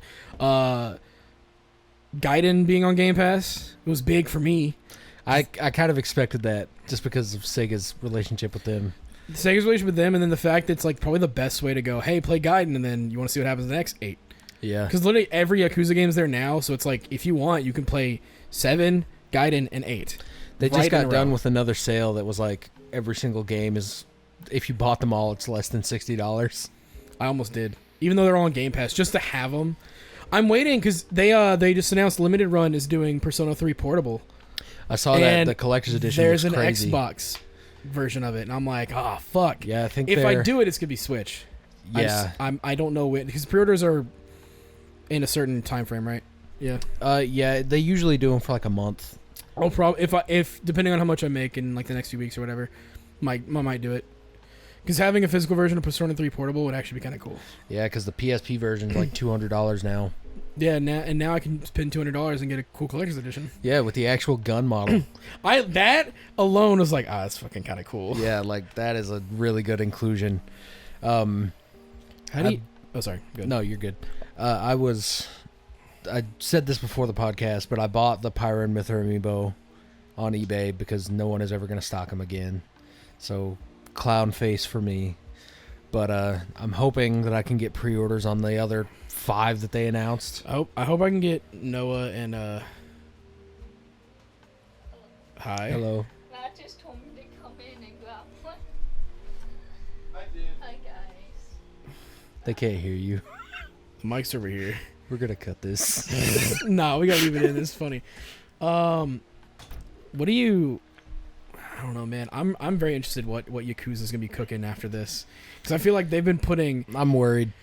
You can tell like what they're doing is officially being like, put Kiryu to bed. Whether how they do it, I don't know, but they're definitely gonna. It's moving on time. Like they're like, we're done with Kiryu.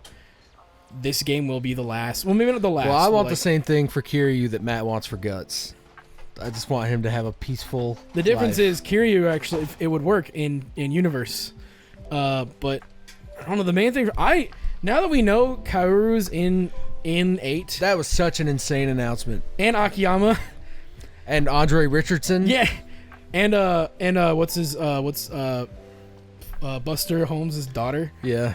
I'm like, damn, y'all just giving me everybody. Speaking of which, I saw on it was an RGG Online drop for some more character costumes, but they have a couple months ago they did like Hawaiian variants of characters, and 2 of the ones that they did were Mine from 3 and that other guy from 3, that fat dude that gets the massages and slaps the shit out of all his constituents. Look, I'm just saying, the lead writer of 8 is the one who wrote 3, and apparently he has said on record that he's not satisfied with how some of characters in 3 were treated. So I mean, Andre Richardson lived, then Mine must have lived. Bro, if Andre lived, Mine lived, all right? And I'm super cool with Mine coming back. I hope they bring back Joji Kazuma.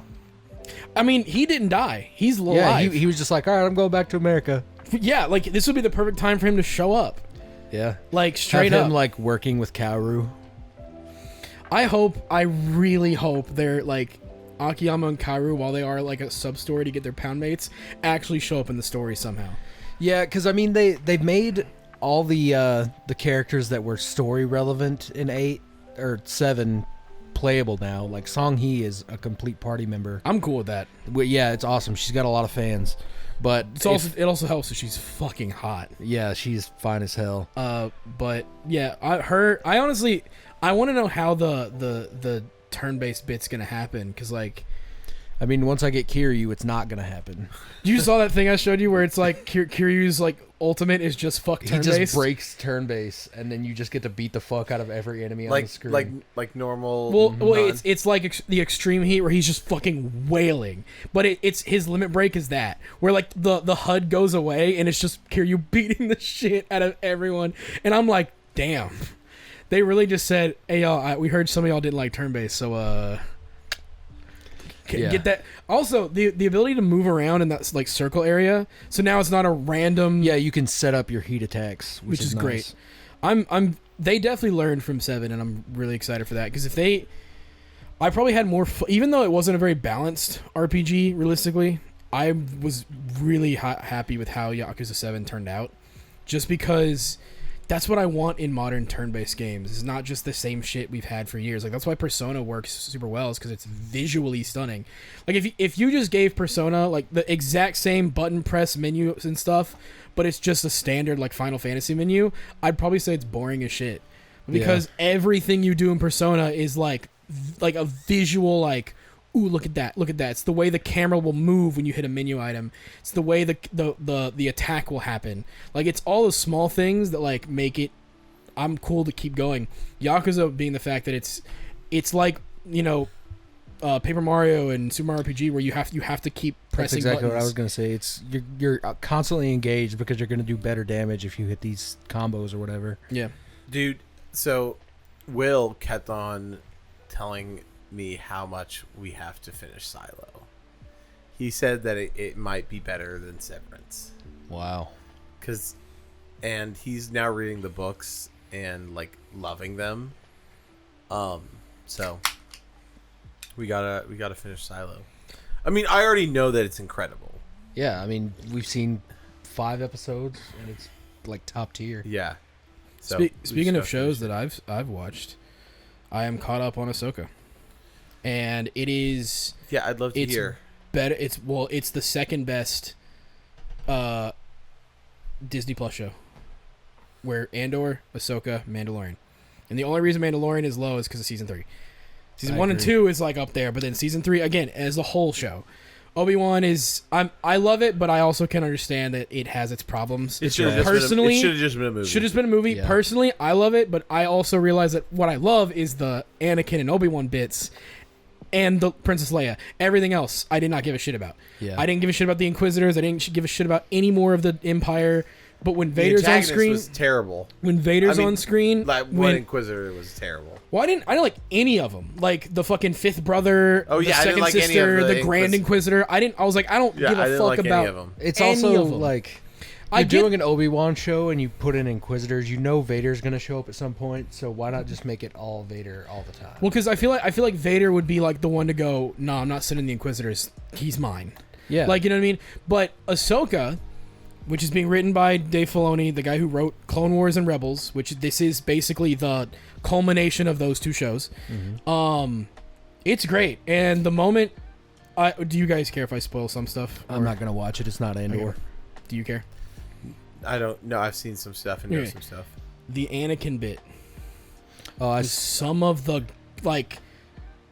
All those you guys remember watching Obi-Wan, and anytime again Vader showed up. Hayden Christensen showed up. Well, not even just that. Just like when Vader shows up, and like for all of a sudden the show turns from Disney Star Wars to OG Star Wars. Like it feels like the Star yeah, Wars we he's love. fucking killing people as Yeah. he walks down the street. That seeing Anakin, it was so interesting because I also- Hayden Christensen, you're like, that's Hayden Christensen, but he starts talking, and he's speaking to Ahsoka, and I go, that's just Clone Wars Anakin. He like straight up. I've never Well, you've like seen Rebels, right? I've seen all of Rebels, yeah. Okay. I have never actually had like the biggest smile on my face like watching a show until I heard Hayden Christensen call Ahsoka Snips. And I was like legitimately excited, and then they fought because he's like still teaching her shit. It's some weird afterlife bullshit. It's in the world between worlds. Yeah, and he goes, it's the coolest thing where he starts off as Anakin, then they flash back to the Clone Wars. They get a younger actress to play Ahsoka, and he's in the Clone Wars armor. Oh my God, really? Yeah, Yeah, they have a and he has like the shorter hair or the Clone Wars hair, everything. Then they flash forward to the Siege of Mandalore where she's older with the two things, and Anakin shows up behind her and goes, I don't remember this battle, and she's like, oh yeah, I did this after we had parted ways.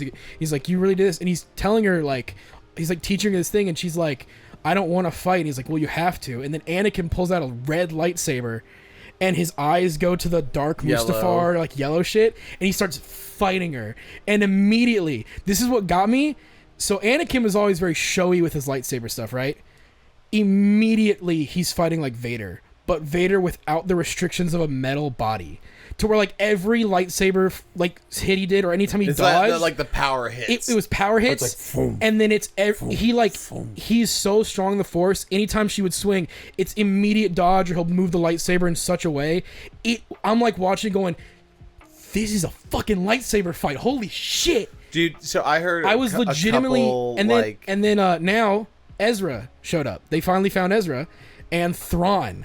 And all this shit. They also teased there's a wall where there's Zepho language, like from Jedi Survivor. So they're teasing some of that stuff too. somebody deciphered it. Did they really?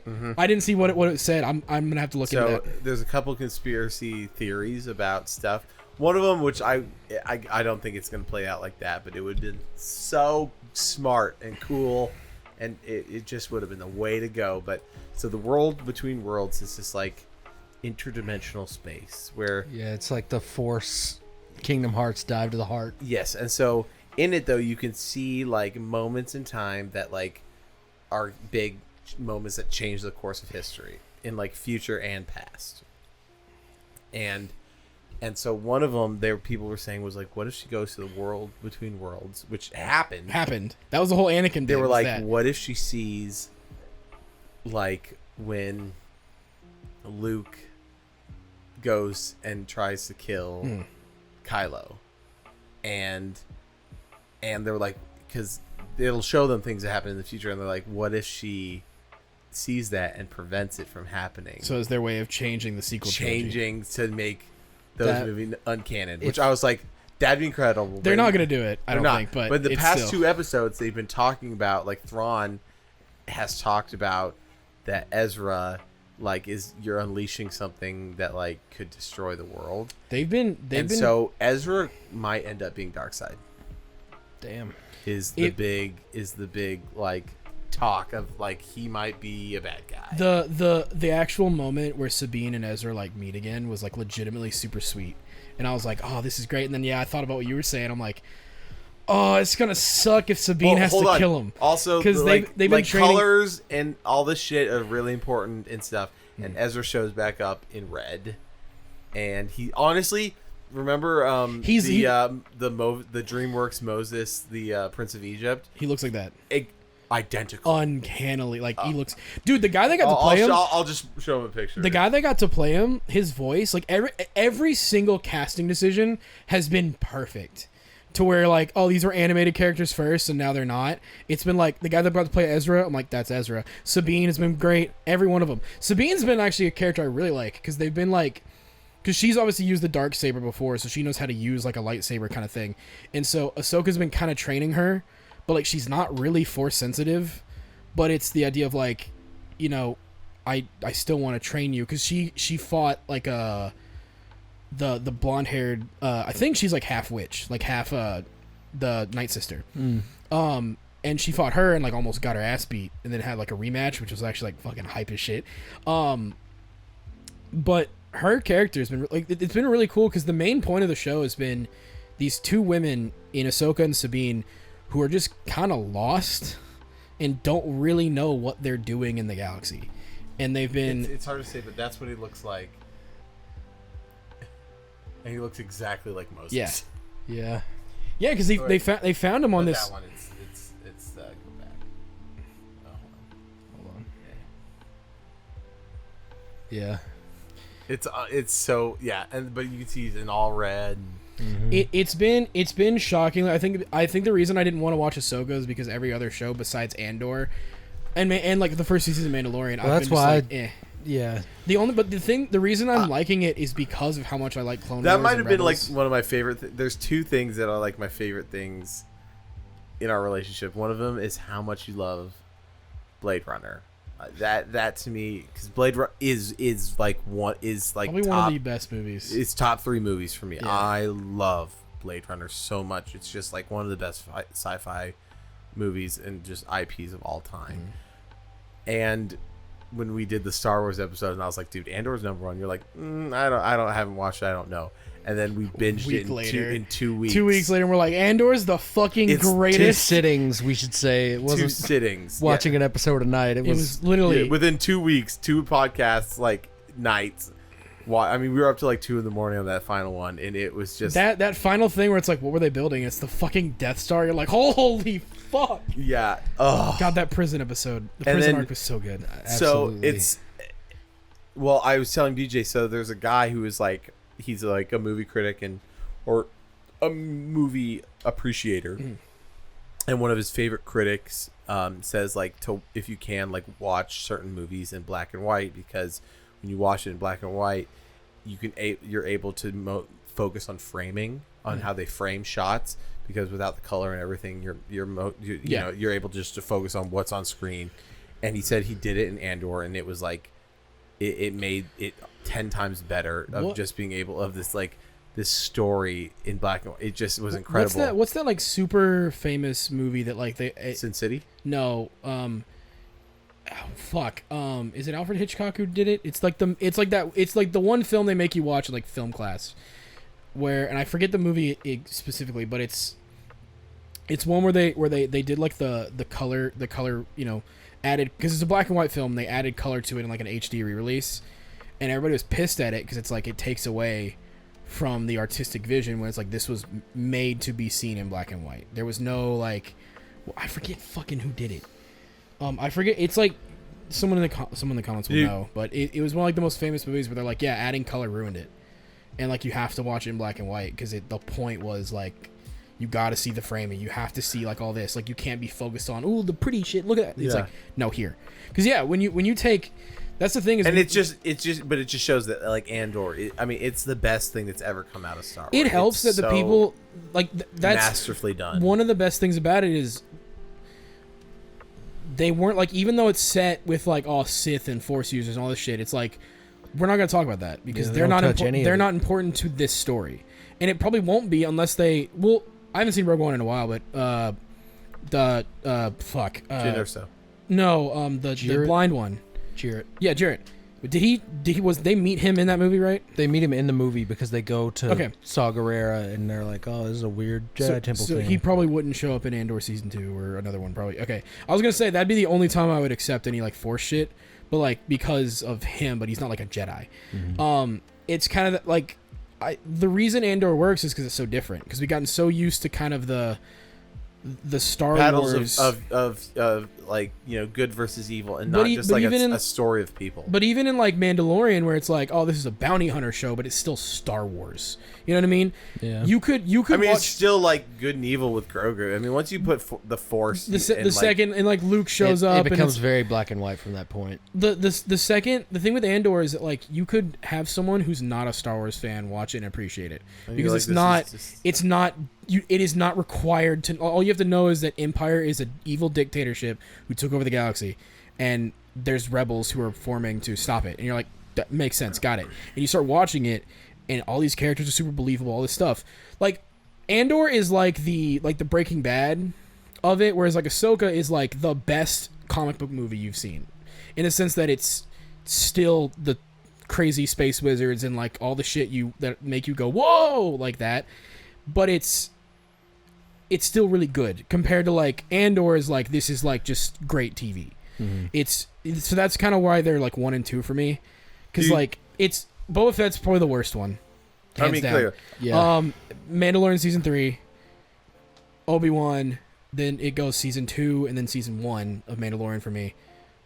Ahsoka and Andor.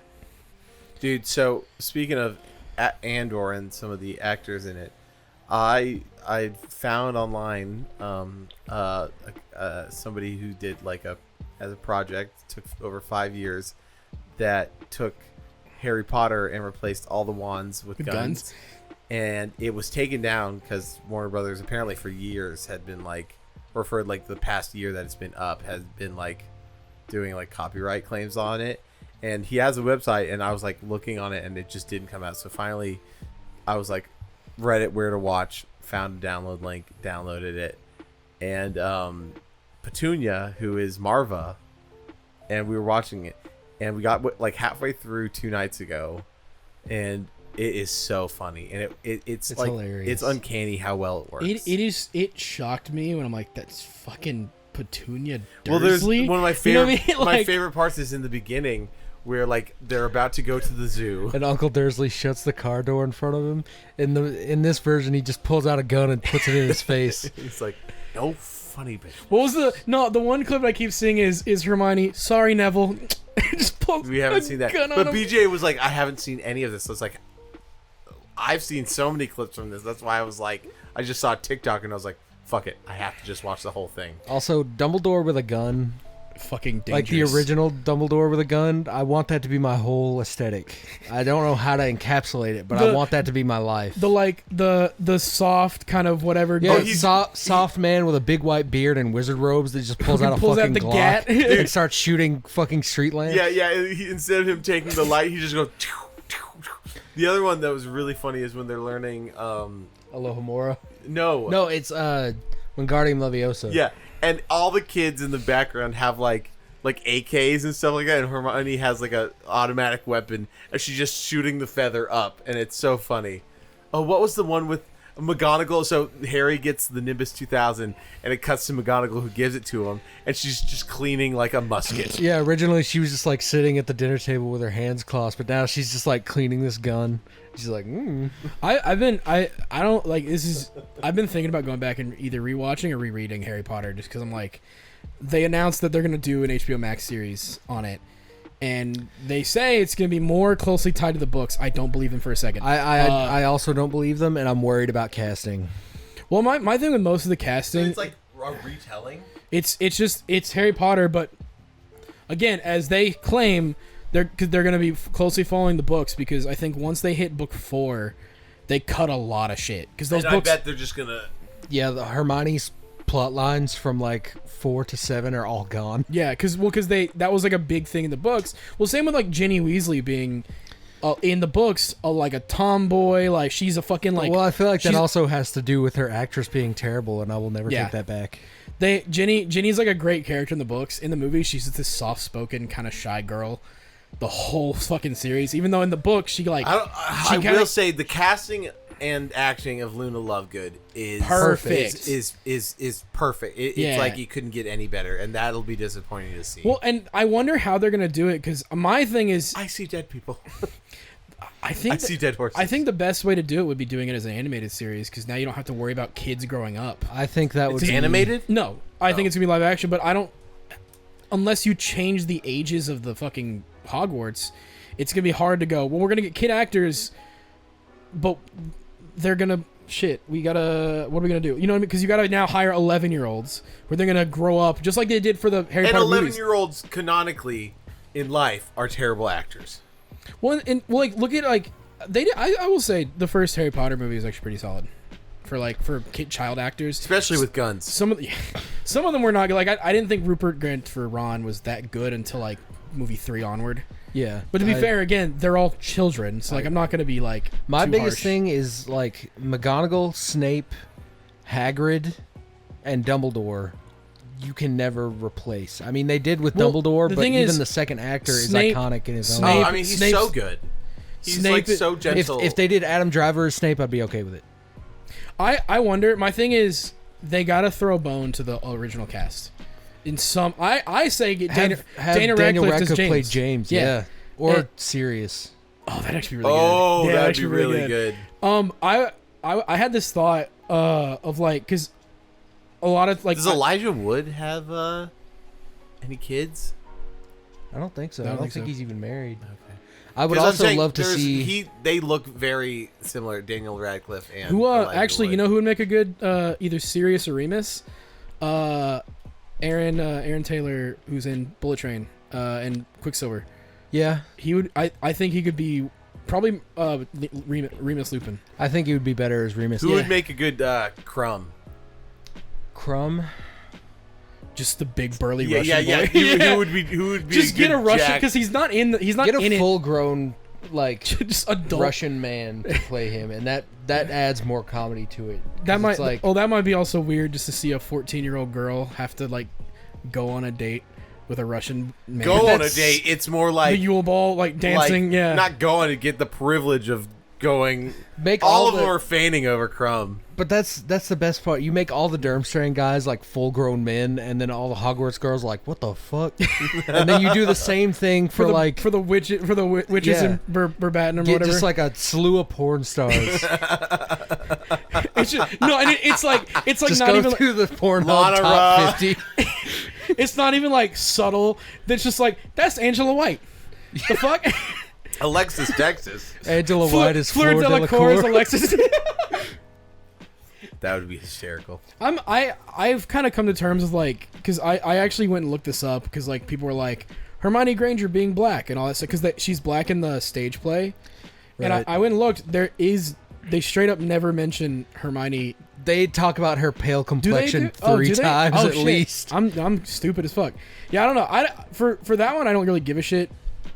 For most though, like my one thing because of how Hollywood's That'd had be it. so funny if they race switched Ron Weasley. No, that's what I was about As to like say. a redheaded black man. Bro, no. It's literally just the Hollywood erasure of redheads. Every fucking Dude, redhead and it's everything. so weird. It is getting uncomfortable how often it happens. That I'm like, I swear to God, if the Weasleys are all just now a Like, black okay, family. like I'm not mad about the new. Like, I'm not. I just like seeing like April O'Neil being like the quirky redhead reporter. I was like a little sad about that because I do love redhead representation. That's so super weird to say. I but honestly do. think it would have been cooler if they made Casey Jones black.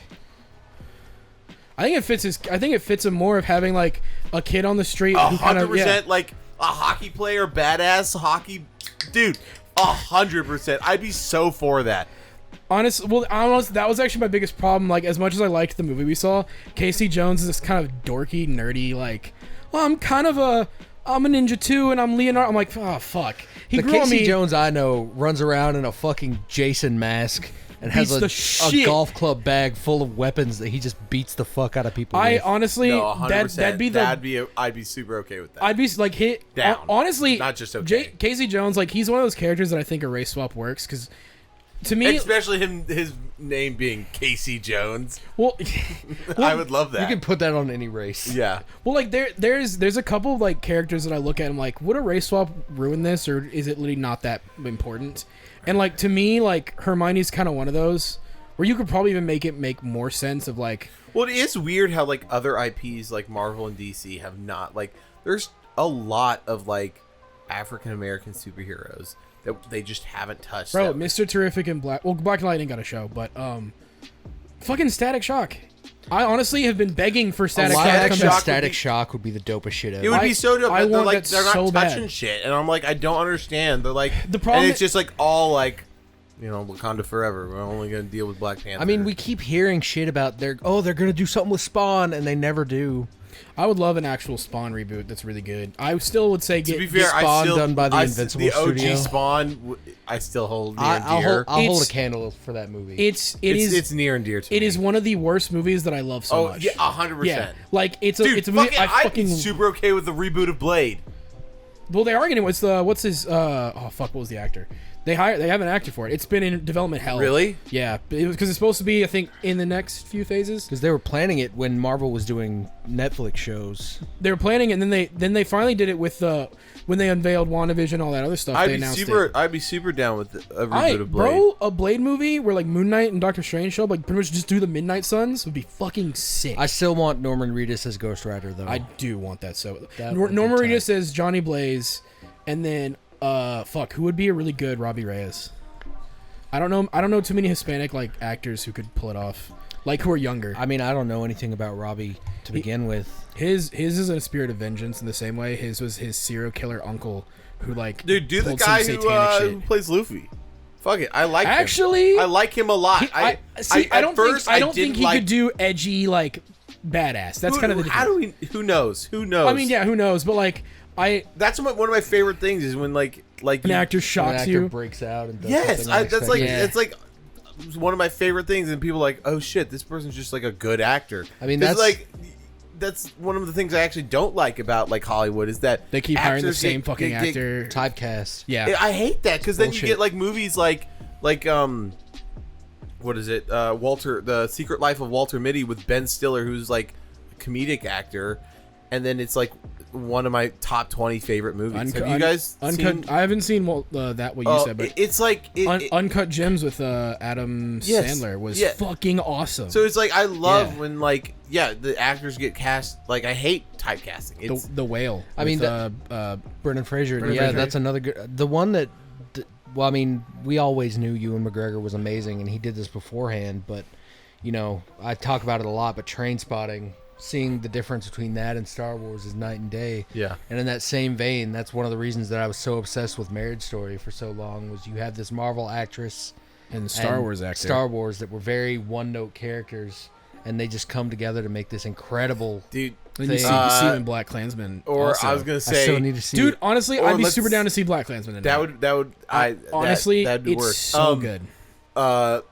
Logan Lerman. Logan Lucky, Adam Driver is probably my favorite one. Holy fuck, Logan Lucky is so good. I'm so glad I you told showed my us. parents about it on Sunday. I was like, "You guys need to watch this." It's like nobody talks about it, and it's phenomenal. After we were like watching Oceans, and we're like, all right, now it's time for the hillbilly Oceans. Can movie. we talk about the like heartthrob actors Dude, I'd be so turning fine. into other things like Ryan Gosling in fucking Blade Runner, Channing Tatum and Logan Lucky, like all these like all their heartthrob rom-com Ryan main Gosling actors moving to Barbie.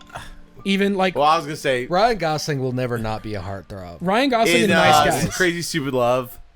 I just sent him a TikTok about like it's one of the craziest Plot twist ever. I never saw that coming. I need to have see. a reputation in this house for being the guy that predicts everything. But that I They was like, play off. oh. They play off Nana really because that's the only thing. That's the. The one mention of Nana is when they're about to have the school conference and then some shit pops off and you basically just forget about it. And well, and because then like they're doing the side story with her and then with the one guy who's like with what's his name? Josh Groban. Josh Groban, who's like Groban likes his ladies to pop. yeah, and you're like, what's this side story about? And I'm so glad you didn't see that. Yeah, they were, I just thought it was like an anthology thing. Like, oh, it's 3 different love stories, and it's like, no, it's one story. have you, I've not seen it. Watch you, it. I think you guys told I'd be me. fine with rewatching that after Black Klansman. I was gonna say It's so good. I was gonna say another movie we could watch. I don't know if you've seen it, but The Nice Guys, where it's Shane Black directed. It's Oh, you haven't seen Nice you Guys? seen Nice Guys? Ryan Gosling and Russell Crowe? I think so. I'm gonna be honest. The first Ryan Gosling movie I saw was Blade Runner. Damn. Okay. It's Nice hard. Guys. It's hard to. That's a hard one. I mean, there isn't anything that tops it. I mean, absolutely. But every other role that I I've also seen him would in since then has I would been be like, also so okay rewatching. we're just gonna rewatch Blade Runner. Just watch it again and be like, I'm sad again, but that was great. That love Honestly, fuck the way. Like there's sad things. Speaking of shots, There's like, sad things that like. There's things that make you sad, but I don't know why I'm addicted to the sadness. because sometimes it's okay. Yeah. Like addicted. because it's That like standing on the bridge in the rain, looking up at Joy. that is shit like- hurt. The last little bit of his identity Is like destroyed the in that most moment. addictive pain I have. It's like cathartic because it's you look so at that. wild. There's kind of like a weird thing where it's like, for me at least, it's like seeing all that sad shit is like, I'm never gonna be this bad. Maybe I will, but like well, it's but like it's like so fucking much. It's like you like, realize it's- that everybody who has that product has the same has the same nickname, and he was never special, even in his own home. and and even the idea too that like he was never special. That's Like I the wanna whole just- movie he thought he was this thought kid. he was I just the want to child. keep And reposting on our Instagram all of the other variants. Did you see the one where it's like Guts looking up at Casca? It's Denji looking up at Makima. The It's Denji like all and of Makima the- one is like legitimately like I was like fuck, that kind of hit me where I'm like That one damn. actually speaks really in Yeah. line with like, you look like a good Joe. I could see that being like the season 2 intro. They do a lot of movie parodies in the first one. I wouldn't honestly like Blade Runner. I'm starting to think like Blade Runner 2049 is like probably one of my favorite movies ever. Like after watching with you guys, because that was the thing, I had watched it in theaters, and it's like same thing with Dune, where I was like I really liked that, but I don't know if that's a movie that I want to like watching in theater was great, but sitting down with you guys and being able to like kind of experience it again, but like in like a more like we have comfortable to give, setting. like Luke a kind of like a take home homework. You got to watch Alien though, because I need to. It's like a classic that I just haven't watched. When you watch it, it feels in universe with original Blade Runner. I mean, it is, but like the arts, a little bit of the art style, the practice, it feels so much like connected to it. To you're like you could watch that and then watch Alien, and then watch Alien, and you're like same shit. Yeah. same shit, different style of story. It's so fucking good. The other one I'd love to watch is like Prometheus, is just to get because it's that intro one explains everything. It's fucking really scary. That's where the white ones came from. The right? modern Or no was that's Covenant, which is the most recent one. Okay, because I remember seeing like TikToks of people like the different alien variants that like were in movies, and then there was another TikTok, same creator, all the alien variants in like extended media, and they show like Mortal Kombat X's version where it's like a Tarkatan alien, which was like It's like a kinda cool. 45-minute video of like me going to Yeah, Speaking of, before we kind of close because we're at an hour and 45. But I do have one more thing to talk about that I did play and did stuff For that sure. we'll do, but yeah, go ahead. I think either next week or the week after, I'm going to do my Gundam podcast. Let's fucking go. And I want Nate to be here. And then once I do that, I want to message MTAC and be like, I could do an intro to Gundam. I've made a anime. whole presentation. And Yeah, here's the podcast and here's the presentation. I could do it. And I think if it's early enough, I feel like some of their like time slots, if anything, they're lacking. I mean, they have stuff that goes until like 2 a.m. There's But no I'm saying way I feel like couldn't- if anything, they're like grasping for more panels. Yeah, and I mean, the one Gundam panel that we saw was very lackluster. Yeah. So, Yeah. So, and especially now that we have a history with them. Yeah. yeah. So, tell me what you've been playing. Well, I was gonna say I've actually put in a lot of hours into Cyberpunk. How's the update? So update. The only way that I can explain it that makes sense is it feels like The game they were hyping up in the beginning. no, it feels like a game that came out 20 years ago that got a remaster and that changed the gameplay. Same story, same characters, same everything, but the gameplay is just different enough that it feels like a new game. I love that. And the main thing I saw from the beginning was everything you do, including shooting your gun, uses stamina. So everything is to a stamina bar, and so like including shooting a gun, which It might be worth going through in this playthrough and starting just a new game. that's what I did. Once 2.0 hit, I started a new game. I And think I'm gonna do that. I think I still like doing the Street Kid. I went Nomad because I'm gonna Romance Pan Am. I still think Nomad is canon. It feels the most like it works, especially if you pick the star ending. Coming to Night City, realizing it's all shit and leaving, kind of fits for me. Yeah. But I haven't gotten any of the DLC yet because in order to get to it, you have to get to Pacifica, and I have not gotten that far yet. But already, I'm realizing that like, oh yeah, if you had a way you played before, that build's fucked. You cannot do it again anymore. I will say, I think Your it's Netrunners, specifically like Netrunner builds, work so much differently that like things cost more cyberdeck, and the main thing, all of the fucking gear you get, like jackets, clothes, all cosmetic. None of it has armor at all.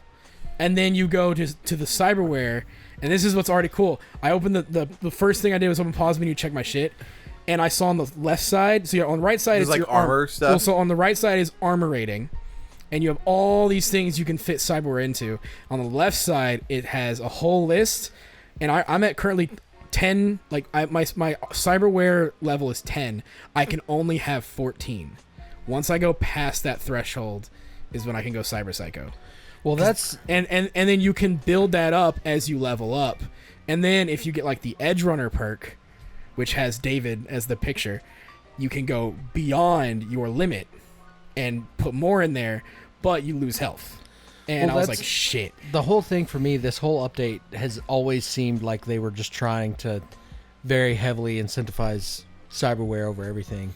Because when I first played it, like when you lent it to me on the PS4, I went through basically the entire game without upgrading anything whatsoever cyberware It really didn't matter because it was literally just the turned only into... thing I did was the arm grenade launcher. I did Mantis Blades, which I immediately took off because I was was gonna say, but there was it did a make bug. me so happy watching Edge Runners and that being like the big goal. mains and the main's main like weapon, and then David once main dies when they have the time skip.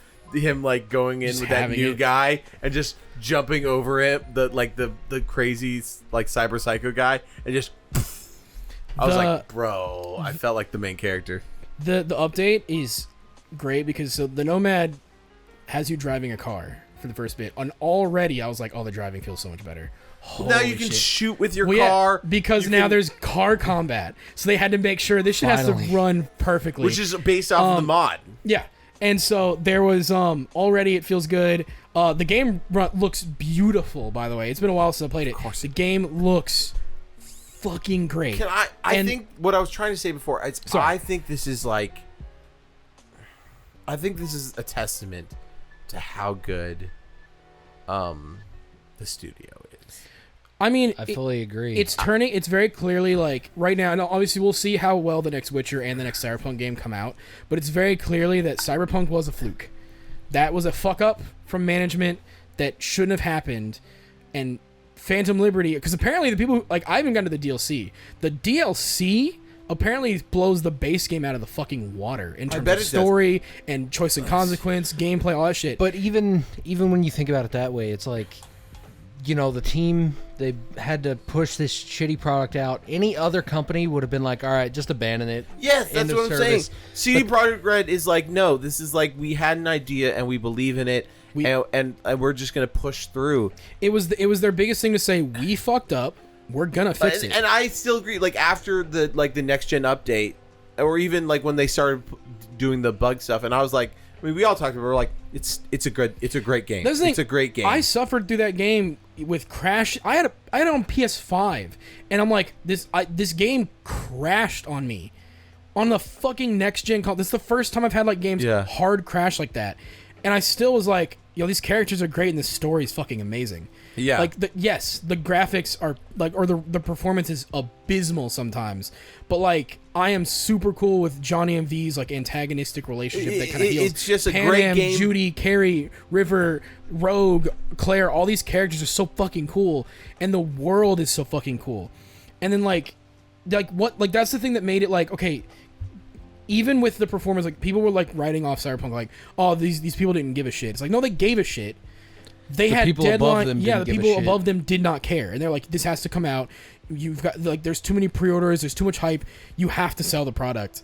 And like, yeah, they shouldn't have lied about the game not running on previous hardware. Like just off rip, they should have just said, look, we understand it. This is gonna have to be delayed. It's gonna be next gen only. The ambition of this game is too much. We have to. Yes, people would have gotten pissed, but it's like, we're sorry. But also the people who would have gotten pissed are people that are like, I don't want to buy the new console. yeah. Well, it's not even that. It also just would have been like, oh, I've been waiting so many years for this game, and like now I gotta wait longer. Like people would have been pissed, but then it would have been like, we'll wait.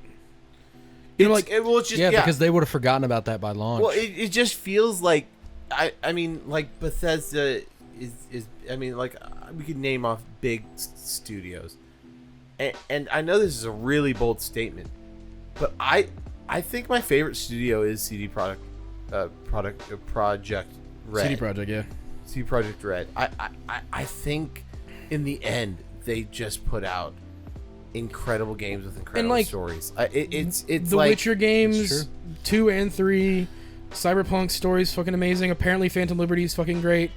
And like, it's things that like, yeah, I if we didn't put a time limit, I just think like the best of their games are leagues beyond of what other games I mean, are doing. the fact that Witcher 3 is still being like updated with the new gen update stuff, and it looks like it's something that came out today, that's a testament to how much they care about the games. I think a out. testament to them too is that like, again, like we said, like they could have just made sure it ran and then ditched Cyberpunk and moved on. Instead, they're like, no, we have an expansion planned.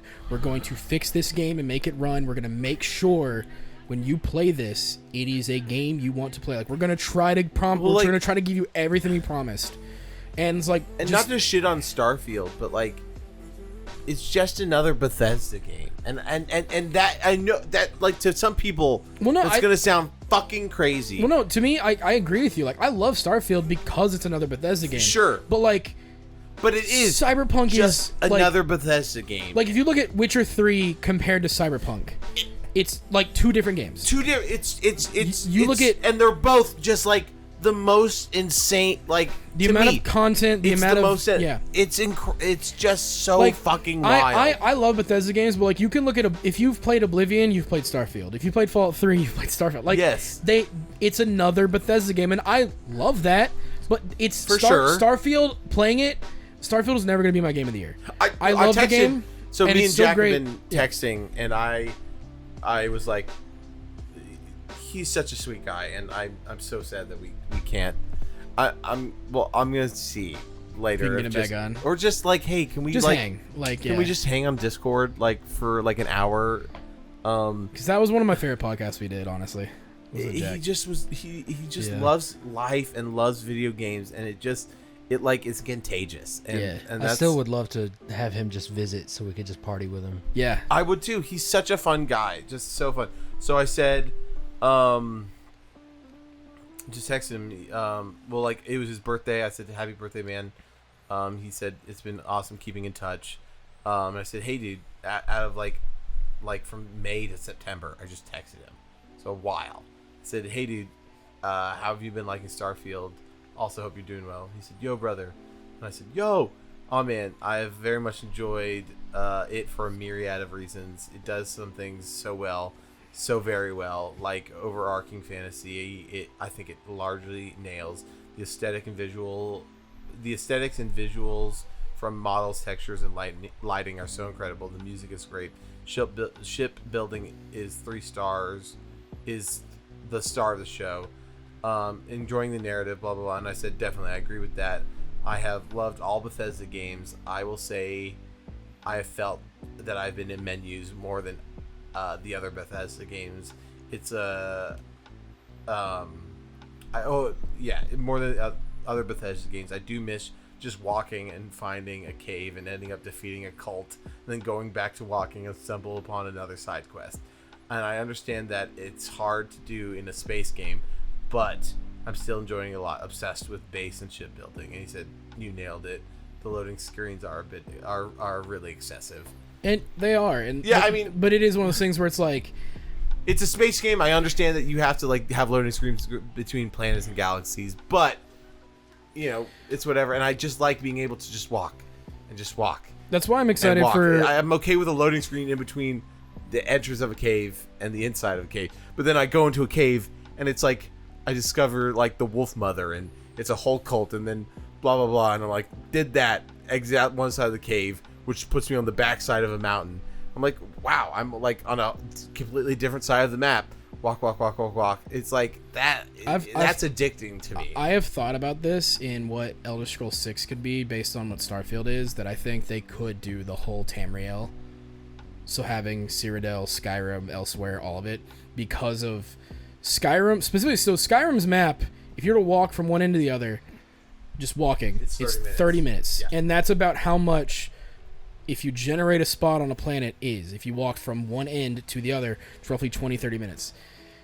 If they're doing that and putting all those maps down, because that includes like Neon and New Atlantis and all these things, and I'm like, you probably could do multiple continents in Skyrim or in and Elder also, Scrolls. like we've seen with what like And I'd be cool with Tears of the Kingdom can do with an underground map. It's like Yeah. if Skyrim just did what's the underground elves? The Dwemer. The Dwemer. If they did Dwemer, those are the dwarves, but the Falmer. Falmer and Dwemer, you could make even though those are big areas Yeah. and large areas to walk, it's like it could just be so fucking massive. I think, and again, they've already been working on Elder Scrolls 6 for a bit. It's apparently now in production because Starfield's done. But I think they could do multiple provinces, so it's not just it's Elder Scrolls 6 elsewhere, and we're just in the Khajiit homeworld. It's like, no, this is Elder Scrolls 6 something, and we're gonna be in what's the Red Guard Daggerfall. I don't know dick about Elder Scrolls. We're gonna be you're gonna go back to Skyrim. We're gonna have elsewhere. We're gonna do like 3 provinces, and like your loading screens are you're in and out of caves, but also you load a new map. So you go from Skyrim to Cyrodiil, and that's a loading screen to get to this. You go to Cyrodiil from whatever. Now, seeing like Skyrim on next gen and on my PC, its loading screens are Basically inconsequential. nothing. Yeah.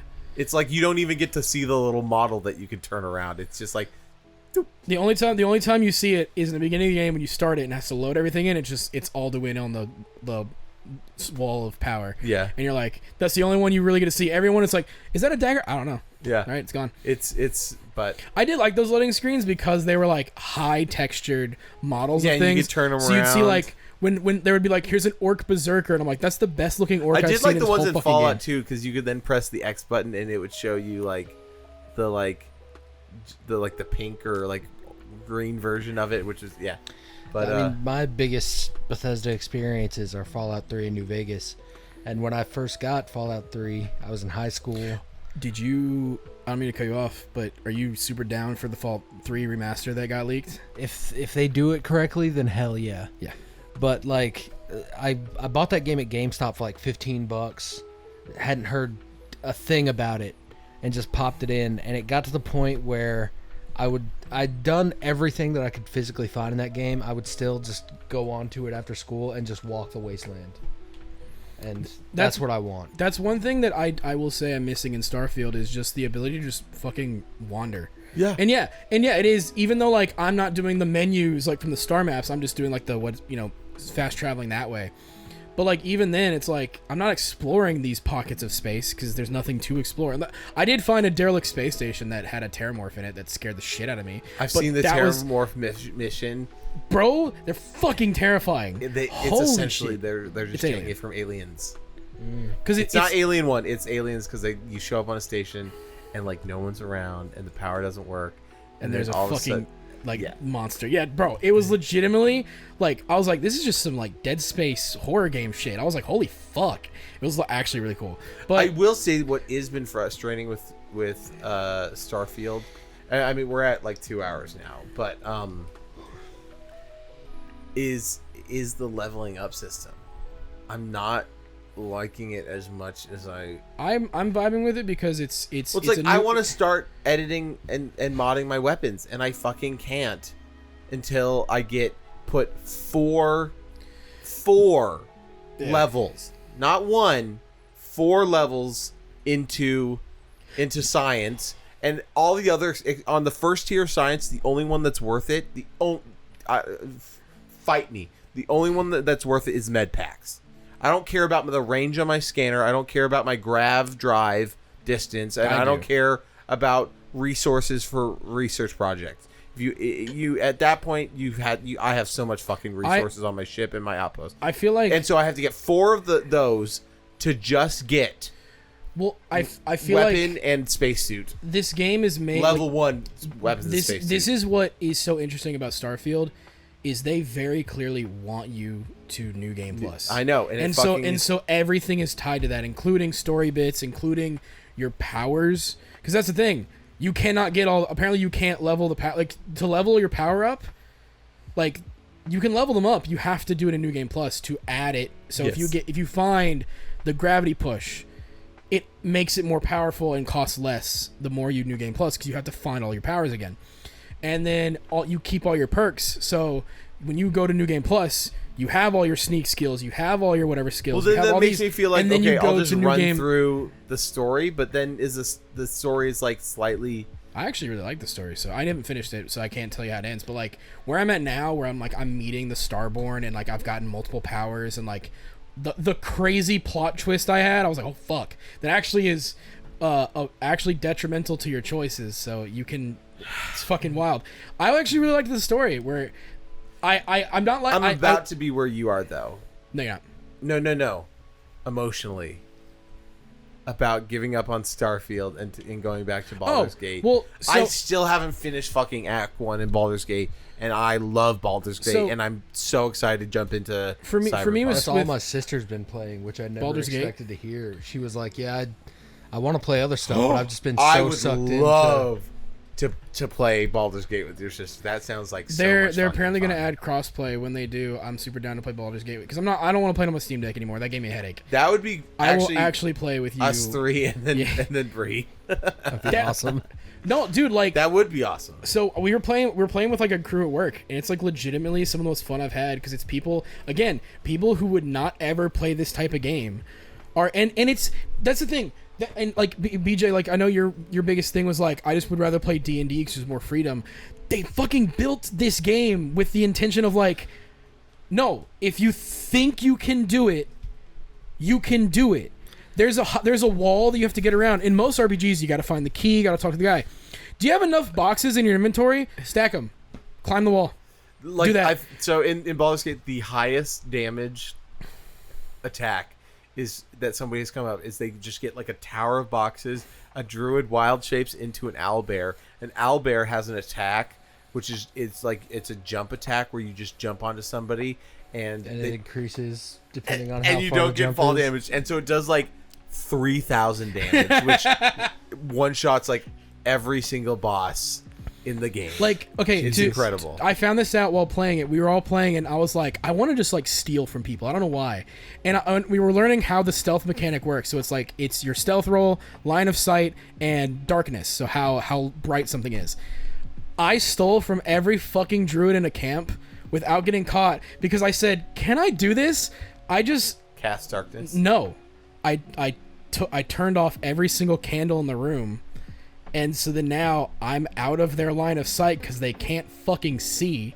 So I go to stealth and just pickpocketed every fucking druid in the camp. And I went, there's no fucking way that worked. I was like, no way.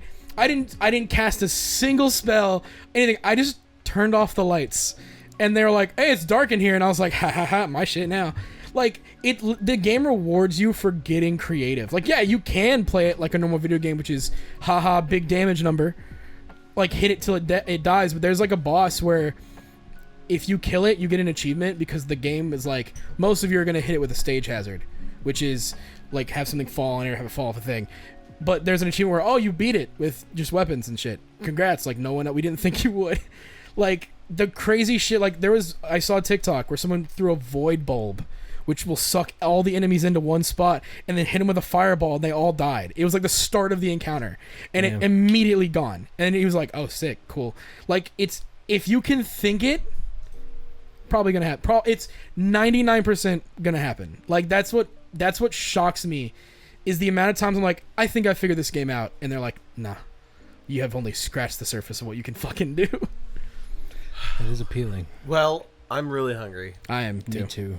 And it's at 2 hours, which we haven't had a 2-hour podcast in a bit, and this one felt super organic, so I love that. Same. We didn't get a chance to talk about our sponsor, but we love Dubby. Have a new tub, drink it every morning. It gets me through the day. Luke's got a hat. If you use code Take It Sleazy, all one word, you'll get 10% off your order at checkout at dubby.gg. That's the website. 10% off. They got dope mouse pads, dope hats. They're getting new shakers, and they got great flavors, and it's jitterless energy. And as always, Take it sleazy.